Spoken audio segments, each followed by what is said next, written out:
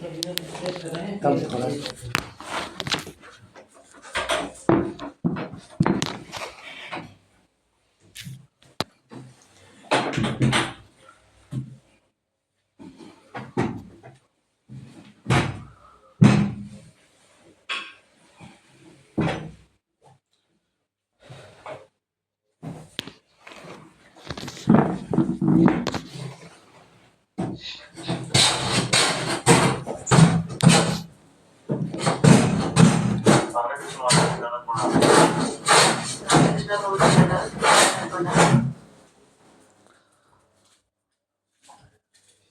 हरे कृष्णा। आप सभी को दंडवत प्रणाम।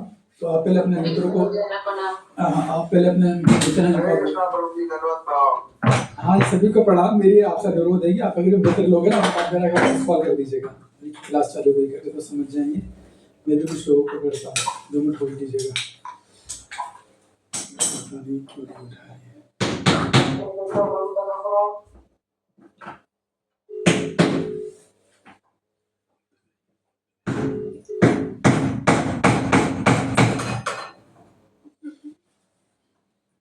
हरे कृष्णा। राशि दीदी, हाँ भूल गए क्या? कॉल नहीं किया? भूल गए? अच्छा राशि दीदी आई और तो कोई आया नहीं आपकी तरफ से। ओके ठीक। अच्छा आप कर रहे हो? Okay okay.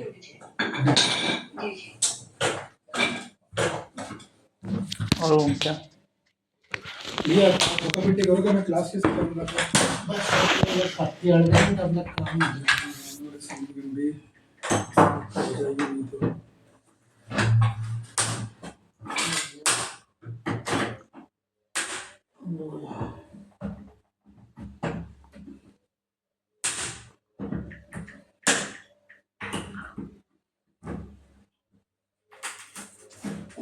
बस हो गया काम।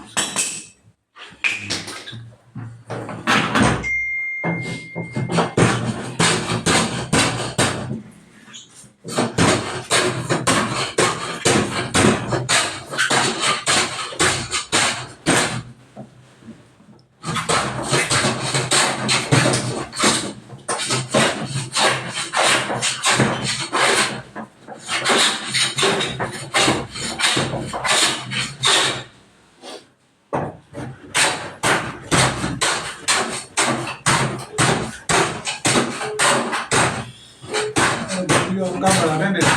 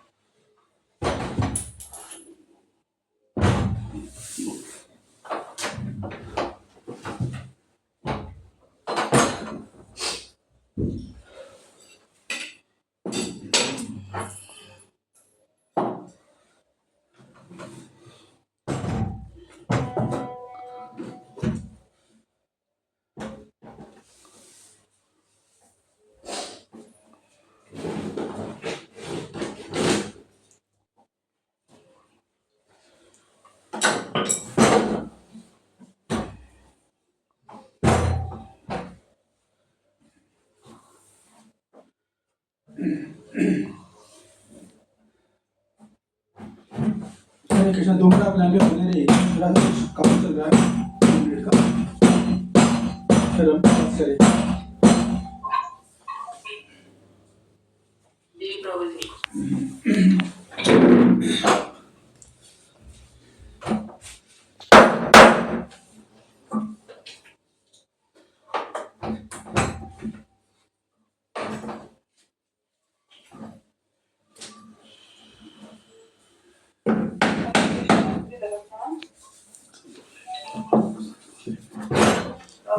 राकेश मुझे क्लास 1 घंटे की हो गया तो की माता जी की गति होगी। Thank you.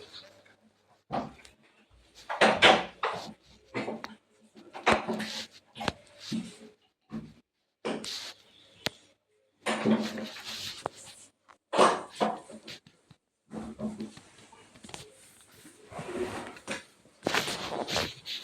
बढ़ा दिया आपने मेरा सर। हाँ सर, मैं झाड़ू लगाऊंगा, आप बैठ कर लो। जो चाय के लिए सारा बैठा है। हाँ नहीं, मेरे लोग वेट कर रहे हैं सब लाइन पे, देख लो आप, आपकी वजह से रुका है सारा काम। बस सर 2-3 मिनट। आप पहले आ जाए तो बहुत अच्छा रहता है, आने के पहले मुझे फोन कर देते हैं।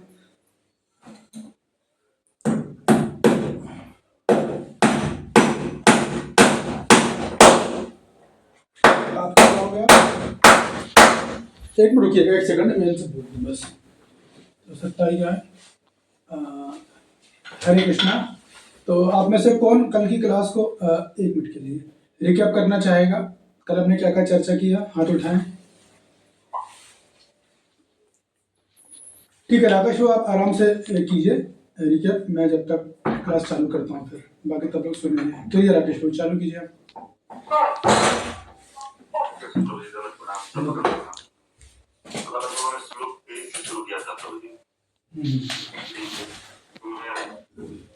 अर्जुन के दोनों सेनाओं के बीच में रथ ले जाने का कारण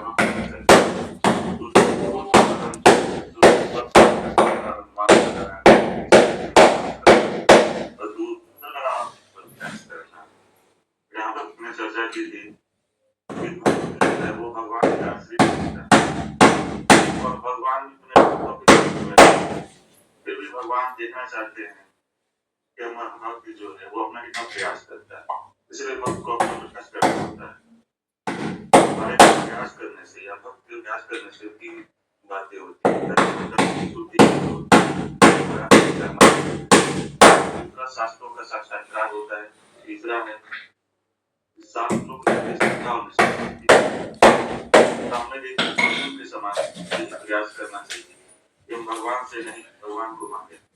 धर्म क्षेत्र कुरुक्षेत्र में जिस प्रकार अर्जुन ने भगवान श्री कृष्ण की कृपा से जैसे भी धर्म क्षेत्र या अपने जो जीवन के कुरुक्षेत्र है उसमें भी रहता है। दोनों से रथ ले गए थे तो ऐसा लगे तो हमारे पक्ष में होकर जा सकता है। यहाँ पे एक भी पक्ष से कोई भी गौरव पक्ष में नहीं गया, लेकिन दूसरी तरफ उन्होंने और घोषणा की कि अगर तो ऐसा जो माने वो हमारे पक्ष में आ सकता है। तो मैंने बताया था गौरव पक्ष से दुर्योधन का भाई द्रौपदी के 5 पुत्रों की चर्चा की थी कि कौन कौन से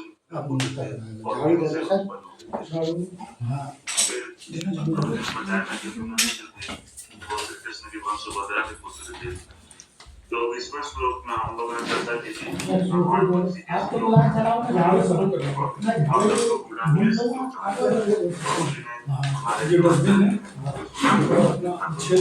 छेद को याद से है 3 कारण बताए थे भगवान पूरी चीजें।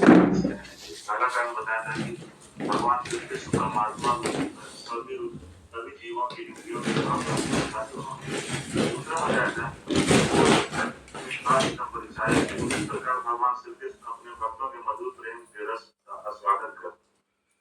तीसरा बताया था कि यद्यपि भगवान श्री कृष्ण समस्त इंद्रियों के स्वामी हैं, फिर भी वो अर्जुन जैसे शुद्ध भक्त के प्रेम वश शाश्वती थे, यानी कि उनके साथी का रूप स्वीकार किया।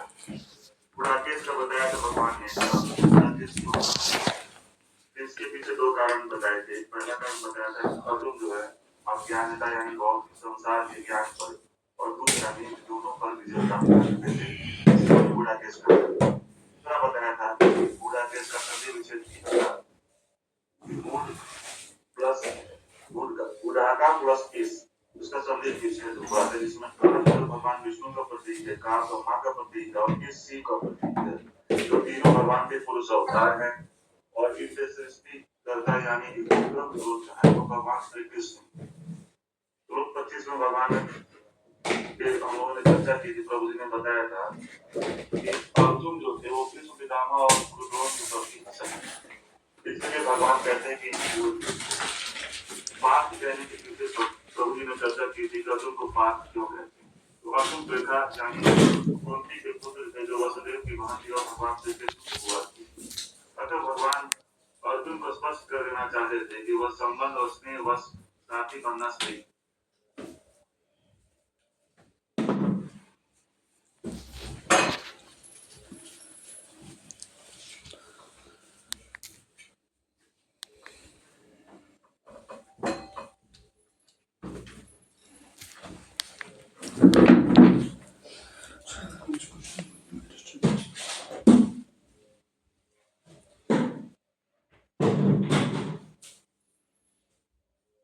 हरे कृष्ण राधे तो कहाँ जा रहे थे?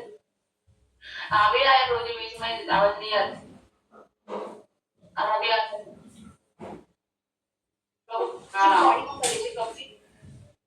हरे कृष्णा प्रभु जी रिकॉर्डिंग ऑन करना है। प्रभु करेंगे अभी मैं वेट हाँ यस प्रभु जी। मैंने कह रहा था पृथापुर पहुंचने के कारण उन्हें पार गए थे तो भगवान इसलिए दास उनका यानी कि साथी बनना स्वीकार किए थे क्योंकि उनसे संबंध था। वो उनकी बुआ के लड़के थे। आगे प्रभु ने सभी श्लोक में चर्चा की थी कि अर्जुन ने 10 प्रकार के संबंधियों को देखा तो बताया कि कौन कौन से संबंधी उनके क्या राधे तो आवाज नहीं आ रही फिर से। अरे यार हाँ अभी आ रहे हैं अभी आ रहे हैं। थोड़ा दिक्कत है माता जी। कोई नहीं मैं प्रयास करता हूँ। सब लोग अपने आप को म्यूट रखें। मैं आगे कंटिन्यू करता हूँ। श्लोक 27 में प्रभु जी ने चर्चा की थी कि जो भौतिक आसक्ति के कारण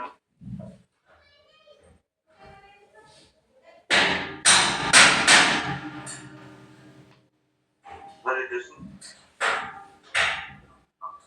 हरे कृष्ण बोलिए राकेश भाई बोलिए फिनिश कीजिए तो ठीक। करना आसक्ति से आती है सही नहीं। ओफो दो प्रकार की करुणा होती है। एक भौतिक करुणा होती है पीछे आध्यात्मिक करुणा कौन था लेके चावल चाहिए? वो सकारात्मक है दूसरा में से बेस्ट होती है। यहाँ पे चर्चा है कि अर्जुन जो है वो भौतिक करुणा से विभूत हो जाते हैं और भगवान ने अर्जुन की भौतिक करुणा का आगे चलकर खंडन किया। क्यों? क्योंकि अर्जुन की करुणा जो थी वो भौतिक करुणा थी जो शरीर को देख उत्पन्न हुई थी आत्मा को देख कर नहीं।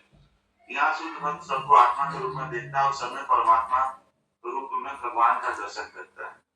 दूसरा अर्जुन की मानसिकता जो अज्ञानता के कारण उन्हें संबंधी भाई रिश्तेदार जो है उनको देखकर ये भौतिक करुणा उत्पन्न हुई थी। और प्रभु जी ने एक अंतर और बताया था कि अर्जुन और हमारे भौतिक करुणा में आसक्ति में क्या अंतर है। अर्जुन भगवान श्री कृष्ण के शुद्ध भक्त हैं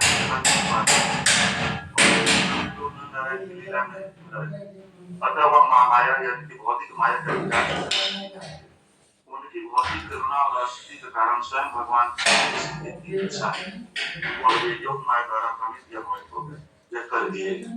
दूसरी तरफ जो हमारे योग ये है करुणा भौतिक आसक्ति के कारण है हमारी भोग करने की इच्छा है तो भगवान की सहमति होती है क्योंकि भगवान ने सबको फ्री विल दे रखा है। जो भोग करना चाहे वो भोग करे और जो भक्ति करना चाहे उसकी स्वयं की इच्छा पर निर्भर करता है।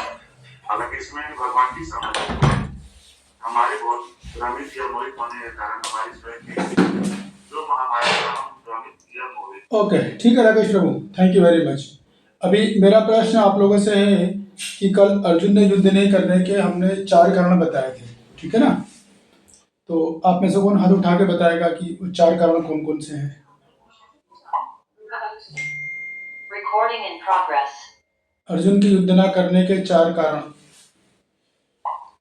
अर्जुन के युद्ध ना करने के 4 कारण कौन कौन से कल हमने चर्चा किए थे। हम आगे की क्लास की चर्चा करेंगे।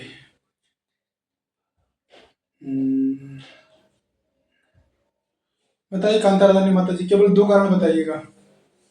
2 कारण मुझे पहले बताइए भौतिक करुणा और दूसरा बताइए कि अगर जीत भी जाए तो लाभ क्या होगा। हाँ भोग की हानि बोलो या हमें क्या सुख मिलेगा ठीक है। बाकी का अरुणा जी 2 कारण जो इन्होंने बता दिए कांता रानी माता जी ने वो नहीं बताना है जो नहीं बताया वो बताइए। तो प्रभु दोनों प्रणाम। नमन प्रणाम। तीसरा था पाप धर्म का भय और चौथा था पारंपरिक परंपराएं जो है परिवार की वो नष्ट हो जाएगी। हाँ, वेरी गुड। तो पहले जो कहा बताया था भौतिक करुणा, उसका भगवान ने कौन से श्लोक में उत्तर दिया है? 1.20 and 30। हाँ, गुड, ठीक, ओके, ठीक है। आप लोग अपना हाथ हटा लीजिए, अब हम कल की चर्चा चालू करेंगे। तो हमको चर्चा चालू करनी है श्लोक क्रमांक, कल कहाँ तक कर लिया था हमने रामेश्वरी जी? हरे कृष्णा प्रभु जी, दंडवत प्रणाम। 28 तक किया था प्रभु जी। अच्छा, आज हम 29 लेना है, बराबर है? यस प्रभु जी। ओके, तो ठीक है। मैं चर्चा की थी किस प्रकार अर्जुन ने बोला भगवान को कि मेरे युद्ध को दोनों सेनाओं के बीच में ले जाओ।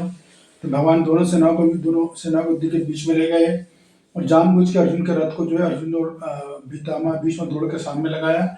और देखने के बाद ही दृष्टम सेवम सजनम कृष्ण, जैसे ही उन्होंने अपने स्वजनों को देखा, दृष्टि डालने पर दृष्टिपात किया, दृष्टवा स्वजनम, तो क्या हुआ? सीदंती मम गात्राणी, क्या बोले? मेरा जो मुख सूख गया है, एकदम गला उनका सूख गया और हिंदी में बोलता हाथ पांव फूल गए बुद्धि ने काम करना बंद कर दिया, अंग सारे कांपने लगे, हाथ पांव सूज गए। तो सबने कल काफी विस्तृत चर्चा कर ली थी कई कई दृष्टिकोणों से। तो आज हम चर्चा करने वाले हैं, हाँ, इसमें एक बड़ी महत्वपूर्ण बात जरूर है जो कि चर्चा की थी। मैं एक बार वो पॉइंट ले लूँ, फिर हम आगे चलेंगे। कि हम सभी जानते हैं कि अर्जुन के जो लक्षण है, जो बता रहे हैं कि गला सूख गया है, शरीर के अंग कांप रहे हैं, आगे बोलेंगे उनको बुखार चढ़ गया है, उनका गांडीव गिर गया है, तो ये जो लक्षण है असली में दुर्गुण है।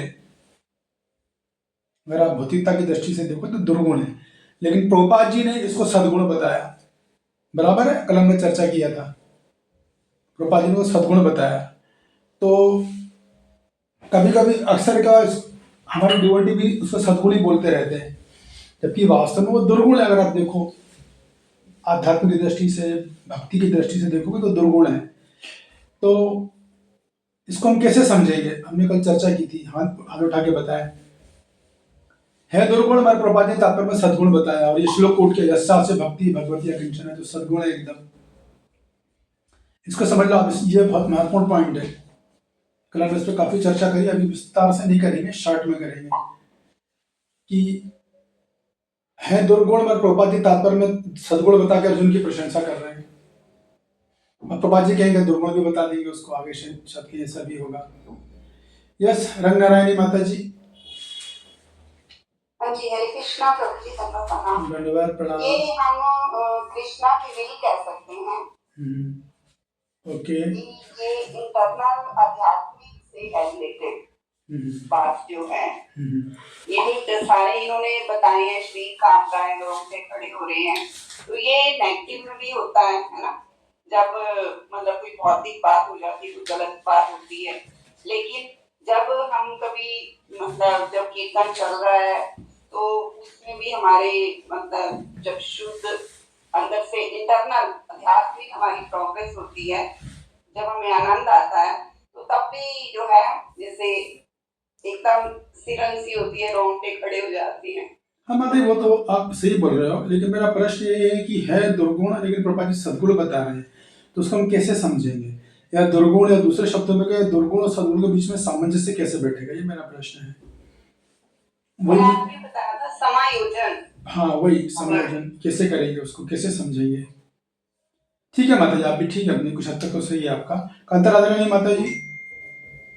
तो जी मैं समझ गई, लेकिन प्रयास करते हूँ एक्सप्लेन करने की। कल हम बताए थे कि दो करुणा होता है, भौतिक करुणा और आध्यात्मिक करुणा। तो अर्जुन के अभी तो भौतिक करुणाएं थे, भौतिक करुणा वो इंसान को देखे होते हैं। आध्यात्मिक करुणा मतलब वो कोई तकलीफ में हो तो उनको भगवान के पास लेके जाए, इस तरह से उनको भगवान के पास जोड़ना आध्यात्मिक करुणा होता है। लेकिन जो अर्जुन के अभी भौतिक करुणा आए थे, लेकिन वो भी भौतिक करुणा भी आए थे तो वो भगवान की इच्छा से जो आए के कारण आए थे। गुड, बढ़िया। एक कारण आपने बिल्कुल सही बता दिया कि हमको ये समझना होगा कि अर्जुन के दुर्गुण जो दिखाई दे रहे हैं ना, ये तो महान वैष्णव है, वो तो वे कभी दुर्गुण प्रदर्शित नहीं कर सकते, लेकिन दुर्गुण जो प्रदर्शित कर रहे हैं वो भगवान की योग माया के प्रभाव में आकर कर रहे हैं या भगवान की इच्छा से कर रहे हैं। ये एक उत्तर है कि अर्जुन के जो दुर्गुण है वो उनके खुद के नहीं है, वो तो भगवान की योग माया के प्रभाव में आकर कर रहे हैं। ये बात क्लियर होगी साहब, ये सबको समझ में आ गया होगा मेरे ख्याल से ना। एक पॉइंट हो रहा है। यस राकेश जी, दूसरा पॉइंट। प्रश्न को समझाने प्रभु जी, दूसरा इसमें क्या कारण? हाँ वही मैं पूछ रहा हूँ ना। प्रश्न तो यह है कि ये अर्जुन के सारे दुर्गुण है प्रभुपाद जी ने सद्गुण के रूप में प्रस्तुत किया है, तो ऐसा इसको कैसे समझेंगे आप? तो एक तो बता दिया माता जी ने, कांतराधिनी माता जी ने, कि ये दुर्गुण जो है ये उनके खुद के नहीं, तो योग माया के प्रभाव के कारण है। दूसरा क्या है? अभी भगवान की इच्छा से हुआ था प्रभु जी। हाँ वो एक ही बात होगी, वो तो उसी का विस्तार है। दूसरा उनमें कोई वो जो अपने भोगने की या किसी भी करुणावश या भौतिक आसक्तिवश नहीं हुआ था, भौतिक करुणा नहीं थी, वो भगवान की इच्छा से, क्योंकि शुद्ध भक्त और नित्य पार्षद महामाया के प्रभाव क्षेत्र में आते ही नहीं, वो योग माया के और भगवान के प्रभाव क्षेत्र में आते हैं। और अर्जुन नित्य पार्षद थे, भगवान के शुद्ध भक्त थे, और नारायण लीला में वो नर थे, तो उन्होंने भौतिक आसक्ति से तो कब के मुक्त हो चुके थे, लेकिन भगवान की इच्छा वश वो भ्रमित हुए और मोहित हुए प्रभु जी, इसलिए वो ऐसा कहा गया। हाँ ठीक है, तो अब आपका उत्तर से ये गलत नहीं है, लेकिन मैं सब दूसरा एस्पेक्ट भी बता देता हूँ। तो अब आप जो लोग भी हैं जिनको समझ में नहीं आया वो ठीक से समझ लीजिए कि एक्चुअली में सारे दुर्गुण हैं, तात्पर्य प्रभुपाद जी ने सद्गुण बताया है। तो इसको इस तरह से समझते कि एक, जैसा कि भक्तों ने बोला कि अर्जुन तो दुर्गुण को ही प्रदर्शित कर ही नहीं सकते हैं, तो भगवान के शुद्ध भक्त हैं, किंतु यहाँ पर वो भगवान की योग माया के प्रभाव में अपने दुर्गुण प्रदर्शित कर रहे हैं, भगवान की इच्छा से कर रहे हैं, ये एक रीजन है। दूसरा पॉइंट सेटल पॉइंट है, इसको समझने की कोशिश कीजिएगा। दो चीजें हैं, एक तो अर्जुन जब माया के प्रभाव में आए तो वो महामाया में नहीं बल्कि योग माया के प्रभाव में आए, नंबर एक। तो ये तो आध्यात्मिक घटना है, क्योंकि अर्जुन हमारी तरह सांसारिक माया के प्रभाव में नहीं है, वो योग माया के प्रभाव में, तो ये आध्यात्मिक घटना है। किंतु वो जो लक्षण प्रकट कर रहे हैं वो लक्षण भौतिक है या वो लक्षण दुर्गुण है। तो चूंकि अर्जुन भगवान की योग माया के प्रभाव में है, इस वजह से भगवान वो प्रभुपाद जी अपने तात्पर्य में अर्जुन को इन लक्षणों को सद्गुण बता रहे हैं। बस ये शॉर्ट में आंसर ये है। आ गया समझ में? है दुर्गुण, लेकिन चूंकि वो भगवान की योग माया के प्रभाव में है, तो प्रभु जी योग माया की निंदा कैसे करेंगे? तो उन्हें सद्गुण के रूप में प्रस्तुत करना चाहिए। तो भक्त का अच्छे लक्षण होते हैं, भक्त दयालु होता है, कृपालु होता है, दया करता है, ये बात है सिंपल शब्दों में। आगे समझ में अनीता जी? तो आपका भी हाँ जी, इतनी बात बताया था कि प्रभुपाद जी स्वयं वैष्णव है, इसलिए अर्जुन की करुणा को वैष्णव गुण बता रहे हैं। हाँ बराबर है, एक सेकंड अटेंड कर लेता हूँ। हाँ जी जल्दी से बोलिए, मैं क्लास दे रहा हूँ। हाँ धन्यवाद, बोलिए। यहाँ पे लॉगिन कीजिए ना, फिर से कीजिए, मेरे पास करिए, कुछ होगा। लिंक है ना, लिंक से आइए या आईडी डालिए, पासवर्ड, फिर से आउट होकर फिर से कर लीजिए।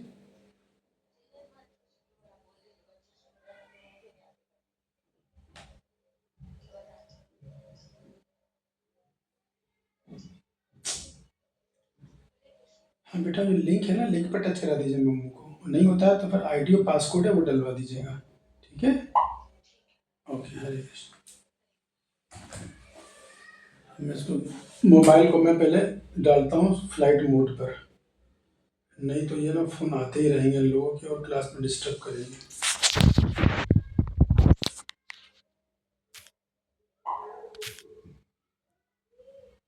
हाँ तो अनिता जी आप क्या बोल रहे थे?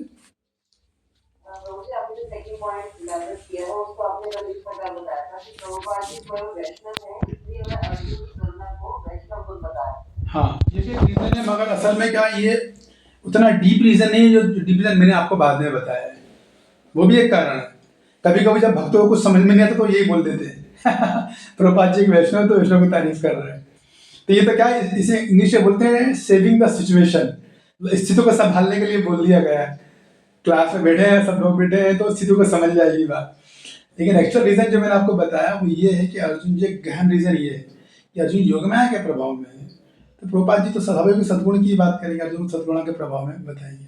ठीक है ना, ये बात ठीक है। अब आप लोग अपना हाथ डाल लीजिए, हम आगे क्लास चालू करेंगे। श्लोक क्रमांक 29 से चालू करने वाले हैं। यस, कौन कौन पढ़ना चाहेगा?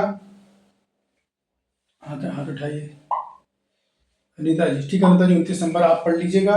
और इसके बाद बाकी कौन है भाई?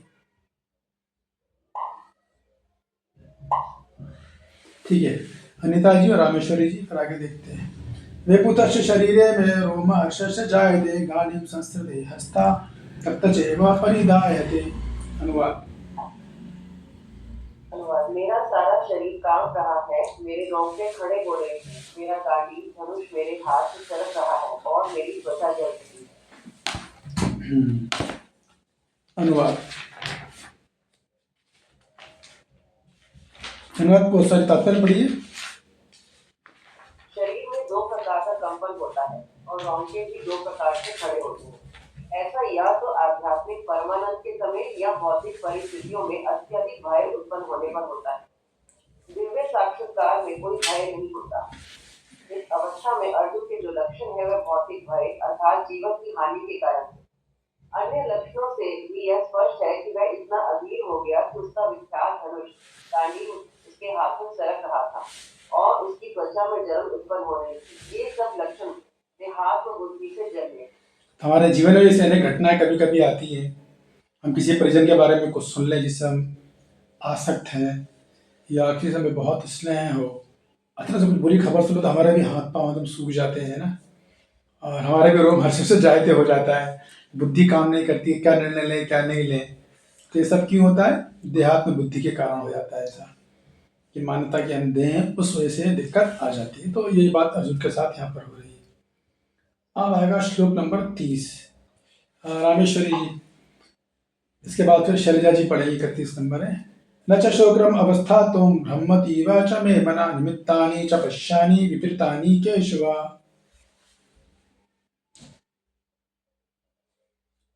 रामेश्वरी जी।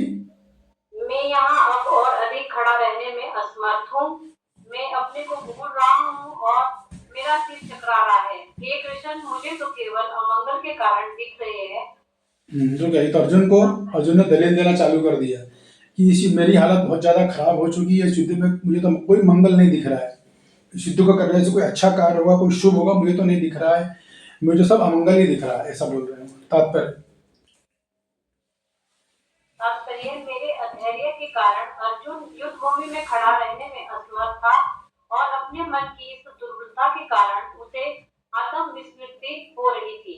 भौतिक वस्तुओं के प्रति अत्यधिक आसक्ति के कारण मनुष्य ऐसी मोहमयी स्थिति में पड़ जाता है। रुक जाइए, बहुत महत्वपूर्ण बात है यहाँ पर कि देखिए, प्रभुपाद जी ने वहां पर तो तारीफ करी, लेकिन यहाँ पर प्रभुपाद जी ने फिर क्या बोल दिया कि अर्जुन की मन की दुर्बलता है। ठीक है ना, हृदय दौर्बल्यम, हृदय की दुर्बलता बोलो या मन की दुर्बलता बोलो, एक ही बात है। तो ये लक्षण प्रकट कर रहे हैं ना कि गला सूख गया है, हाथ पांव कांप रहे हैं, दिमाग काम नहीं कर रहा है। हम लोगों के साथ भी लाइफ में होता है, शरीर में कंपन आ जाता है, शरीर में कहीं मान लो कि सपोज करो किसी ने बिजली की चोरी कर ली हो, अचानक से दरवाजे पे पुलिस आ जाए तो घबराहट हो जाएगी, उसके हाथ पर कांपने लग जाएंगे, है कि नहीं? इस तरीके से इनकम टैक्स आया किसी घर में, उसके बिल्कुल सेम सिस्टम हो जाएंगे, ये भी आवाज अंदर बाहर नहीं निकलेगी, बुद्धि काम नहीं करेगी, क्या करूं क्या नहीं करूं, घबरा जाएगा। तो ऐसी सिचुएशन सबके साथ होती है। तो अपनी जो उससे कारण क्या होता है, मन की दुर्बलता के कारण अर्जुन की आत्मविस्मृति हो रही है। मतलब आत्मविस्मृति से क्या मतलब है, कोई बताएगा इस बात को? जब अर्जुन ने अपने परिजनों को देखा तो लक्षण सुन लिए हमने, तो प्रभुपाद जी बोले यहाँ पर कि मन की दुर्बलता के कारण है, तो उसे आत्मविस्मृति हो रही है। तो आत्मविस्मृति से क्या तात्पर्य है? बहुत डीप पॉइंट है, अच्छा पॉइंट है। आगे हालांकि उसका उत्तर अगली लाइन में दिया भी हुआ है कि आत्मविस्मृति से क्या मतलब है। कौन बताना चाहेगा? यस रंगनारायणी माता जी। जी हरे कृष्णा प्रभु जी। इल्यूजन माइंड है उसका, मतलब दिमाग जो है कभी उधर हो रहा है, कभी मतलब कभी कुछ सोच रहा है, कभी कुछ हो रहा है। ओके, आत्म विस्मृति। ठीक है ठीक है ठीक है। और कोई? आत्मविस्मृति हो रही है, इससे क्या मतलब है? मन की दुर्बलता के कारण। हाँ बोलिए। प्रभु जी, यानी कि वो अपने आप को आत्मा से शरीर के रूप में देखने लगे। बिल्कुल सही, अपने आप को शरीर मानने लगे। बिल्कुल सही। हमारे जीवन में जब भी ऐसा, मैंने एक बार कहा था कि जैसे ही जीवात्मा अपने आप को शरीर मानती है, वहीं से सारी सी प्रॉब्लम चालू हो जाती है। सारी लाइफ की प्रॉब्लम की जड़ केवल यही अपने आप को शरीर मानना। तो चूंकि अपना वो शरीर मान बैठा है, वो ये भूल गया कि अरे मैं शरीर नहीं, मैं आत्मा हूं। ये तथ्य चला गया यहाँ पर। और ऐसा क्यों होता है? प्रभुपाद लिख रहे हैं, भौतिक वस्तुओं के प्रति अत्यधिक आसक्ति के कारण मनुष्य ऐसी मोहमय स्थिति में पड़ जाता है। तो यदि हम इस संसार की वस्तुओं से, संसार के भोगों से, संसार के लोगों से अत्यधिक आसक्त हो जाएं भौतिक स्तर पर, तो हमारी भी हाथ पांव फूल जाएंगे। अत्यधिक आसक्ति जो है बहुत खतरनाक चीज होती है कि नहीं? लेकिन अगर भक्ति कर रहे हैं तो ये स्थिति इतनी भयानक नहीं होती है। आगे पढ़ लीजिए माता जी, खत्म करिए इसको। भय तथा मानसिक आंदोलन उन व्यक्तियों में उत्पन्न होता है जो भौतिक परिस्थितियों से ग्रस्त होते हैं। रुक जाइए एक मिनट, बड़ी अच्छी लाइन है। हमारे जीवन में हम लोग बार बार डिस्टर्ब होते हैं, मन में बहुत भय होता है किसी भी घटना को लेके। किसी ने कुछ वचन बोल दिया तो हमारी घबराहट हो जाती है, कमरे बैठ कर पता नहीं क्या क्या सोचने लग जाते हैं। उसने ऐसा बोल दिया, ऐसा होगा, वैसा होगा। कुछ घटनाएं घट गई, 2-3 लोगों ने बोल दिया, 2-3 घटना एक साथ घटते, पूरा मन मानसिक संतुलन गड़बड़ा जाता है। क्यों? भौतिक परिस्थितियां जब प्रभाव बहुत ज्यादा उन प्रॉब्लम में एब्जॉर्ब हो जाते हैं, तब ऐसी स्थितियां उत्पन्न होती है। बहुत ज्यादा सोचते, अभी मैं किसी से मिला तो उस समय एक मुलाकात में बोला, प्रभु जी मैं ओवर थिंकर हूं, मतलब हर चीज को बहुत ज्यादा सोचना। तो मैंने कहा बहुत गंभीर समस्या है। और मैंने तुरंत सोचा कि इससे थोड़ा दूरी रखना अच्छा है क्योंकि बहुत ज्यादा टाइम लेंगे मेरा, बहुत ही ज्यादा। तो कहने का मतलब ये है कि हमें समझना चाहिए हमारे जीवन में समस्याएं हमेशा रहेंगी, ऐसा नहीं कि नहीं रहेंगी, लेकिन हमें उन समस्याओं में बहुत ज्यादा घुसना नहीं चाहिए। हमें हमारी इस बात को समझिए, हमारे जीवन की कोई भी समस्या, फिर वो कैसी भी हो, वो इतनी गंभीर नहीं है जितना हमारा मन उसको बना देता है। इसको समझिए, समस्या है एग्री, वो इतनी गंभीर नहीं है जितना हमारा मन उसे सोच के अब करेंगे तो ऐसा होगा, उसने ऐसा किया होगा, उसने वैसे सोचते रहेंगे। उससे इंग्लिश में बोलते हैं स्पेकुलेशन करना। बहुत खतरनाक अनर्थ होता है। इतनी हमें समझना चाहिए, इतनी खतरनाक नहीं, कोई जिंदगी नहीं रुकने वाली उससे कोई हमारी, कुछ भी हो जाए। वैसे भी जो भाग में लेके आए वो नहीं होना है, जो भगवान चाहेंगे वो होकर रहेगा, वो रुक नहीं सकता है। तो हमें अपना जितना नीडफुल है वो करना चाहिए, और बहुत ज़्यादा इतना हालत नहीं होनी चाहिए अपना मानसिक संतुलन ही खो बैठे। कभी कभी होता है, भक्तों को भी देखा गया है, इतनी गंभीर समस्या नहीं, लेकिन बस सोच के घबराहट में इतने ज़्यादा हो रहे हैं। अपने मन को, व्यक्ति को नियंत्रित करना आना चाहिए, मन को समझाना आना चाहिए। ये बड़ी गंभीर समस्या है, खासतौर जैसे दिन कलयुग का प्रभाव बढ़ रहा है, मैं भी तब तक देख रहा हूँ, लोग किसी ने कुछ बोल दिया इतने डिस्टर्ब हो जाते हैं, क्या है भाई, ये दुनिया है तो बोलेगी, क्यों उनको इतना गंभीरता से लेना उनके शब्दों को, मुझे समझ में नहीं आता। खास तौर से जो घटना रोज होती है, जिनके बीच हम दिन भर रहते हैं, वो लोग तो बोलेंगे, आज प्रशंसा कर रहे हैं, कल तारीफ करेंगे, फिर प्रशंसा करेंगे, वो हमारी बुराई करेंगे, तो चलता रहेगा। तो आपको जो करना है वो करो, लेकिन उससे बहुत ज्यादा डिस्टर्ब नहीं होना चाहिए। वो तभी होते हैं जब देहात्म बुद्धि बहुत ज्यादा होती है, तब होता है ऐसा। तो हल क्या है? ध्यान पूर्वक महामंत्र का जाप करें और निरंतर प्रतिदिन भगवद गीता सुने, सब क्लास में आए। इससे आप, मेरी ऐसे ही था, मेरी भी हालत यही थी एक समय में। आज से मैं बता रहा हूँ लगभग 12-15 साल पहले मैं भी बहुत सोचने लगा था। सोच कर अपने आप ही डर जाते हैं, सोचते रहेंगे ऐसा होगा वैसा होगा, सोचते रहेंगे, आवाज़ सूख जाएगी, गला सूख जाएगा, डिप्रेशन में चले जाएंगे, भूख नहीं लगेगी, खाना नहीं खा पाएंगे, सोच रहे हैं बस, बेकार है सब, फालतू है। तो हमें इसका समझना चाहिए, तभी हम अपने जो स्थितियों पे विजय पा सकेंगे। हाँ जी, आगे पढ़िए। अर्जुन को युद्ध भूमि में केवल दुखदायी पराजय की प्रतीति हो रही थी। वह शत्रु पर विजय पाकर भी सुखी नहीं होगा। निमित्तानि विपरीतानि शब्द महत्वपूर्ण है। म्यूट कीजिए। कौन जब है? मनुष्य को अपनी आशाओं में केवल निराशा दिखती है तो वह सोचता है मैं यहाँ क्यों हूँ। प्रत्येक प्राणी अपने में तथा अपने स्वार्थ में रुचि रखता है, किसी की भी परमात्मा में रुचि नहीं होती। कृष्ण की इच्छा से अर्जुन अपने स्वार्थ के प्रति अज्ञान दिखा रहा है। मनुष्य का वास्तविक स्वार्थ तो विष्णु या कृष्ण में निहित है, बस जीव इसे भूल जाता है, इसीलिए उसे भौतिक कष्ट उठाने पड़ते हैं। अर्जुन ने सोचा कि उसकी विजय केवल उसके शौक के कारण बन सकती है। हाँ, तो सिंपल सी बात है। प्रभुपाद जी सिंपल सी ये बात करें, अर्जुन जो लक्षण दिखाए वो भौतिक परिस्थितियों के कारण दिखाए, देहात्म बुद्धि के कारण दिखाए हैं, और हमको शिक्षा मिलती है कि हमको भी अपनी परेशानी में इतना ऑब्जर्व नहीं होना चाहिए। एक पॉइंट।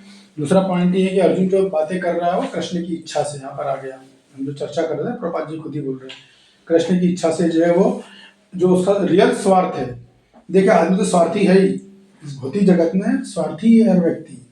हम लोग भक्ति भी करते हैं तो अपने स्वार्थ के लिए करते हैं। मेरी साधना, मेरा भजन, मेरी क्लास, मेरे नोट, सब कुछ मेरा मेरा है। मंगला आरती मैं जाऊंगा, मंदिर मैं जाऊंगा, अध्ययन भी करेंगे तो मैं उसमें मैं। तो ये बहुत अच्छी स्थिति नहीं है वास्तविक दृष्टि से कहें तो, लेकिन शुरुआत में ठीक है। शुरुआत के कुछ सालों तक हमें ये करना चाहिए। कहते हैं ना नते विदु स्वार्थ गतिम ही विष्णु। अगर आप लोग स्वार्थी हो तो ना उस स्वार्थ को आप भगवान कृष्ण की सेवा में लगाओ। अगर स्वार्थी बनना है तो अपने ओरिजिनल मंगल में लगाओ कि चलो भगवान कृष्ण की सेवा करूंगा, तो वो स्वार्थ अलाउड है, वो बढ़िया है। ये बात है। अब हम आगे चलेंगे श्लोक क्रमांक 31 में। शैलजा जी है। न च श्रव पनुष्यामि हत्वा सजनमा हवे न कांक्षे विजयम कृष्ण न च राज्यम सुखानि च। धीरे धीरे पढ़िएगा, मैं कहीं रोक सकता हूँ। हरे कृष्ण बोलिए। हे कृष्ण, इस युद्ध में अपने ही स्वजनों का वध करने से ना तो मुझे कोई अच्छाई दिखती है और ना मैं उससे किसी प्रकार की विजय, राज्य या सुख की इच्छा रखता हूँ। रुक जाइए। अब इस बात को समझिए। सॉरी बाबूजी, अभी क्या ज्वाइन नहीं कर सकते? अभी भक्त ज्वाइन नहीं कर पा रहे। एक मिनट देख, मुझे रिक्वेस्ट ही नहीं आ रही है। जो नहीं कर सकते, मेरे पास तो रिक्वेस्ट आए, मेरे पास मीटिंग डंप हो गया ज्वाइन नहीं हो पा रही। अरे ज्वाइन नहीं हो पा रहे, लेकिन मेरे पास रिक्वेस्ट आना चाहिए ना माता जी। मेरे पास आएगी तो मैं, मेरे पास रिक्वेस्ट ही नहीं आ रही है। बात तो ये है। बाबूजी उनको ऐसे मैसेज करना नहीं होता है, थोड़ा लेट हो गया, बोले अभी ज्वाइन नहीं हो पा रहे। अरे माता जी बात को समझिए, मेरी तरफ से कोई मिस्टेक नहीं, मुझे रिक्वेस्ट नहीं आ रही है। उनसे बोलिए एक बार दोबारा ट्राई कीजिएगा, है ना। मेरा अभी तो लोग तो आपने ज्वाइन किया ना, मेरे पास जैसे रिक्वेस्ट आती है मैं वैसी ले लेता हूँ। आप उनको बोल दीजिए कि ना फिर से ट्राई करो, ठीक है? ठीक है बाबूजी। जैसे मैं पूरा क्लास से डिस्टर्ब हो जाती है बार बार। तो अभी अर्जुन ये कह रहा है कि भाई ये युद्ध में करूँगा, तो मुझे इस युद्ध में सज्जनों का वध करने में मुझे कोई श्रेय नजर नहीं आ रहा है, कोई अच्छाई नजर नहीं आ रही है, ठीक है ना। और ना मैं उनसे किसी प्रकार की विजय, राज या सुख की इच्छा रखता हूँ। मतलब मुझे भी कोई ऐसी इच्छा नहीं है कि मैं इस युद्ध को विजय करूँ या मुझे संसार का सुख मिले। लेकिन इन लोगों को जो है मुझे कुछ श्रेय नहीं दिख रहा अपना इस युद्ध को करने में। सब अमंगल दिख रहा है, कोई श्रेय नहीं दिख रहा है। न च श्रेयो अनुपश्यामी। श्रेय यानी बेहतर चीज या कल्याण, पश्यामी यानी देखना। तो इस युद्ध में मुझे कोई अच्छी चीज नहीं दिखाई दे रही, कोई श्रेयस्कर चीज नहीं मिल रही। युद्ध में करूँ कोई अच्छी चीज मिलेगी ऐसा तो मुझे तो नहीं लग रहा है, हे कृष्ण, ऐसा वो बोल रहे हैं। ये बात है। तो देखिए अभी इस बात को समझना है यहाँ पर। इसमें पहले मैं बलदेव विद्याभूषण की टीका ले लेता हूँ, फिर हम तात्पर्य पे चर्चा कर लेंगे। तो निमित्तानी, एक्चुअली क्या है कि अर्जुन ये कह रहे हैं कि मेरे को इसमें कोई श्रेय नहीं दिख रहा है। तो बलदेव विद्याभूषण जी बोलते हैं कि नहीं, श्रेय तो है इसमें। क्यों श्रेय नहीं है भाई? अगर आप युद्ध करोगे, युद्ध करो बस, तो श्रेय तो है। क्या होगा ऐसा, आप युद्ध हार जाओगे, युद्ध जीत गए तो भी श्रेय है, युद्ध में हारे गए तो भी श्रेय, मर गए तो भी श्रेय, दोनों स्थिति में श्रेय है। अर्जुन क्यों बोल रहे हैं मुझे कोई श्रेय दे? अर्जुन कैसे बात कह रहे हैं कि मुझे श्रेय दिखाई नहीं दे रहा है? मान लो अर्जुन युद्ध जीत जाते हैं तो क्या होगा? संसार का सुख भोगेंगे। बराबर है। और अगर मान लो युद्ध हार गए या उनका वो हो गया तो फिर क्या होगा, तो वो स्वर्ग लोग जाएंगे और स्वर्ग का सुख भोगेंगे। तो श्रेय तो है ना, वो श्रेय तो है, उनको ऑलरेडी श्रेय है, ऐसा थोड़ी कि श्रेय नहीं है। लेकिन अर्जुन ऐसा बोल रहे हैं कि भाई मेरे को इसमें कोई श्रेय नहीं मिलेगा। तो देखिए आपको थोड़ी चीज बताता हूँ, थोड़ी सी टेक्निकल है, मैं ज्यादा आपको लेके नहीं जाऊंगा उसमें। दो तरह के लोग स्वर्ग लोग, साधारणतः नियम है कि स्वर्ग कौन जाता है, जो बहुत पुण्य कार्य कर लेते हैं, बराबर है। स्वर्ग जाने का दूसरा कोई तरीका नहीं है। भले रावण था, रावण ने बोला मैं सीढ़ी बनाऊंगा जो स्वर्ग तक जाएगी, सीढ़ी बना नहीं पाया। जैसे स्वर्ग से हम लोग रॉकेट से या अपनी अंतरिक्ष यान व्यवस्था से नहीं जा सकते, जैसा कि आजकल के वैज्ञानिक सोचते हैं। प्रभा जी बोले कभी नहीं जा सकते, संभव नहीं है। स्वर्ग जाने का एक ही तरीका है, व्यक्ति धरती में रहता तो इतने पुण्य करता, इतने पुण्य करे, पुण्य करने का जब वो देह छोड़ेगा तब उसकी आत्मा स्वर्ग जाती है। और जब तक उसके पुण्य तभी तक रहती है स्वर्ग में, फिर जैसे पुण्य खत्म हुए तब से नीचे गिर के आ जाती है धरती में, पृथ्वी लोक में वापस। ठीक है, तो एक सारा नियम है। इसके अलावा बलदेव विद्याभूषण बहुत अच्छी चीज बताते हैं, श्लोक कोट कर रहे हैं। ये श्लोक जो है शायद पाराशर स्मृति से है। एक मिनट,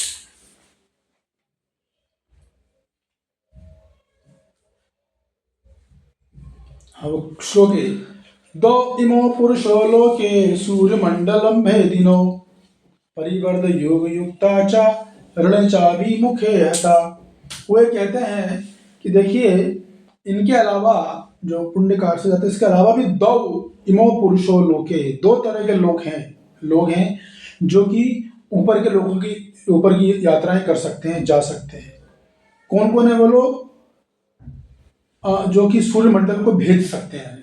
सूर्यमंडले भेदिनो, दो तरह के लोग जो सूर्यमंडल को भेद कर स्वर्ग जा सकते हैं। ठीक है, कौन है वो लोग, तो पहले वो हैं परिशोधा, पहले वो क्षत्रिय है जो धर्म युद्ध में अपने प्राण त्याग दे, धर्म युद्ध में है और भाग नहीं रहा है, भागने के बजाय युद्ध लड़ता रहे भले उसके प्राण ही क्यों ना चले जाए। तो हम बोलते हैं ना वो वीर गति को प्राप्त हो गया। तो वीर गति का मतलब क्या है, वीर गति का मतलब है कि वो स्वर्ग लोक गया, ये मतलब है उसका। तो वो क्षत्रिय जो युद्ध से भागे नहीं, धर्म युद्ध चल रहा है, युद्ध से भागे नहीं और अपनी जान भी दे दे लड़ते लड़ते, तो वो स्वर्ग जाता है, पहला। दूसरा कौन सा व्यक्ति स्वर्ग जाता है, एक होता है योग पद्धति अष्टांग योग। तो अष्टांग योग का सिद्ध सन्यासी होता है। देखिए ज्ञान योग और अष्टांग योग में कभी भी गृहस्थ, ब्रह्मचारी, वानप्रस्थ ये आश्रम नहीं होते। वहाँ केवल एक ही आश्रम होता है, वो होता है संन्यास डायरेक्ट। उसके लिए बहुत हाई क्वालिफिकेशन लगती है, और जब भी चर्चा होगी तो मैं बताऊंगा। ये लोग सारा लोग नहीं होते, गुरु वापस रिजेक्ट कर देगा क्वालिफिकेशन। मनोनिधियां पूरी तरह नियंत्रित ना हो, उनमें किंचित मात्र भी संसार में भोगने की इच्छा नहीं होती, जीरो होती उनमें, तब वो गुरु संन्यास देता है उनको। तो जो सन्यासी, ये शुरुआत है उसकी। फिर जब वो अष्टांग योग करते करते सिद्ध हो जाता है, अष्टांग योग में परिपक्व अवस्था में, सिद्ध अवस्था में आ जाता है, तो योगारूढ़ा और योग बोलते हैं इसको। जो सिद्ध हो जाता है उसको बोलते हैं योगरुक्षु। तो वो इस सूर्यमंडल को भेद कर फिर वो ब्रह्म की प्राप्ति करता है, परमात्मा की प्राप्ति करता है, ये बात है। तो दो तरह के लोग प्राप्ति करते हैं, एक धर्मक्षेत्र में मारा गया क्षत्रिय, दूसरा अष्टांग योग का वो सिद्ध महात्मा जिसने पूरा सिद्ध कर लिया है। वो जब वो देह छोड़ेगा तो वो सूर्य लोक को भेदेगा, और इसके अलावा सूर्य लोक को कोई भेद नहीं सकता। तो देखिए एक और चीज मैं बता रहा हूँ, इसको आप लोग कंफ्यूज मत होना, जितना समझ में आया समझिएगा, नहीं तो रहने दीजिएगा। क्योंकि म्यूट कीजिए, कौन है बोलने के बाद आप लोग है ना म्यूट कर दिया करिए। तो देखिए अब एक बात है कि जो अष्टांग योगी होते हैं, ये बात मूलतः अष्टांग योगी के लिए और कर्मकांड के लिए लागू है, कि जैसे सड़क में तरह तरह के ट्रैफिक होते हैं ना, धरती में तरह तरह के ट्रैफिक, वैसे ही एयर आकाश में तरह तरह के ट्रैफिक होते हैं, अलग अलग पट्टियां होती हैं। तो जो अष्टांग योगी जो जाता है, किसी भी अष्टांग योगी के जाने के लिए दो तरह के मार्ग होते हैं। एक मार्ग को बोलते हैं देवयान मार्ग, या उसको अर्चरादि मार्ग भी बोलते हैं, और दूसरे मार्ग को बोलते हैं पितृयान मार्ग। तो इस मार्ग में जब आत्मा जब शरीर छोड़ता है तो वो इस मार्ग से विशेष देवता होते हैं, वो विशेष देवता उस आत्मा को लेने आते हैं, लेकिन उसमें भी कंडीशन होती है कि दिन में शरीर छोड़ेगा तो अलग देवता आएंगे, रात में शरीर छोड़ेगा तो अलग देवता आएंगे। महीने में 2 पक्ष होते हैं, शुक्ल पक्ष और कृष्ण पक्ष। शुक्ल पक्ष में छोड़ेगा तो अलग देवता आएंगे, कृष्ण पक्ष में छोड़ेगा तो अलग देवता आएंगे, उत्तरायण में छोड़ेगा तो अलग देवता आते हैं, दक्षिणायन में छोड़ेगा तो अलग देवता आते हैं।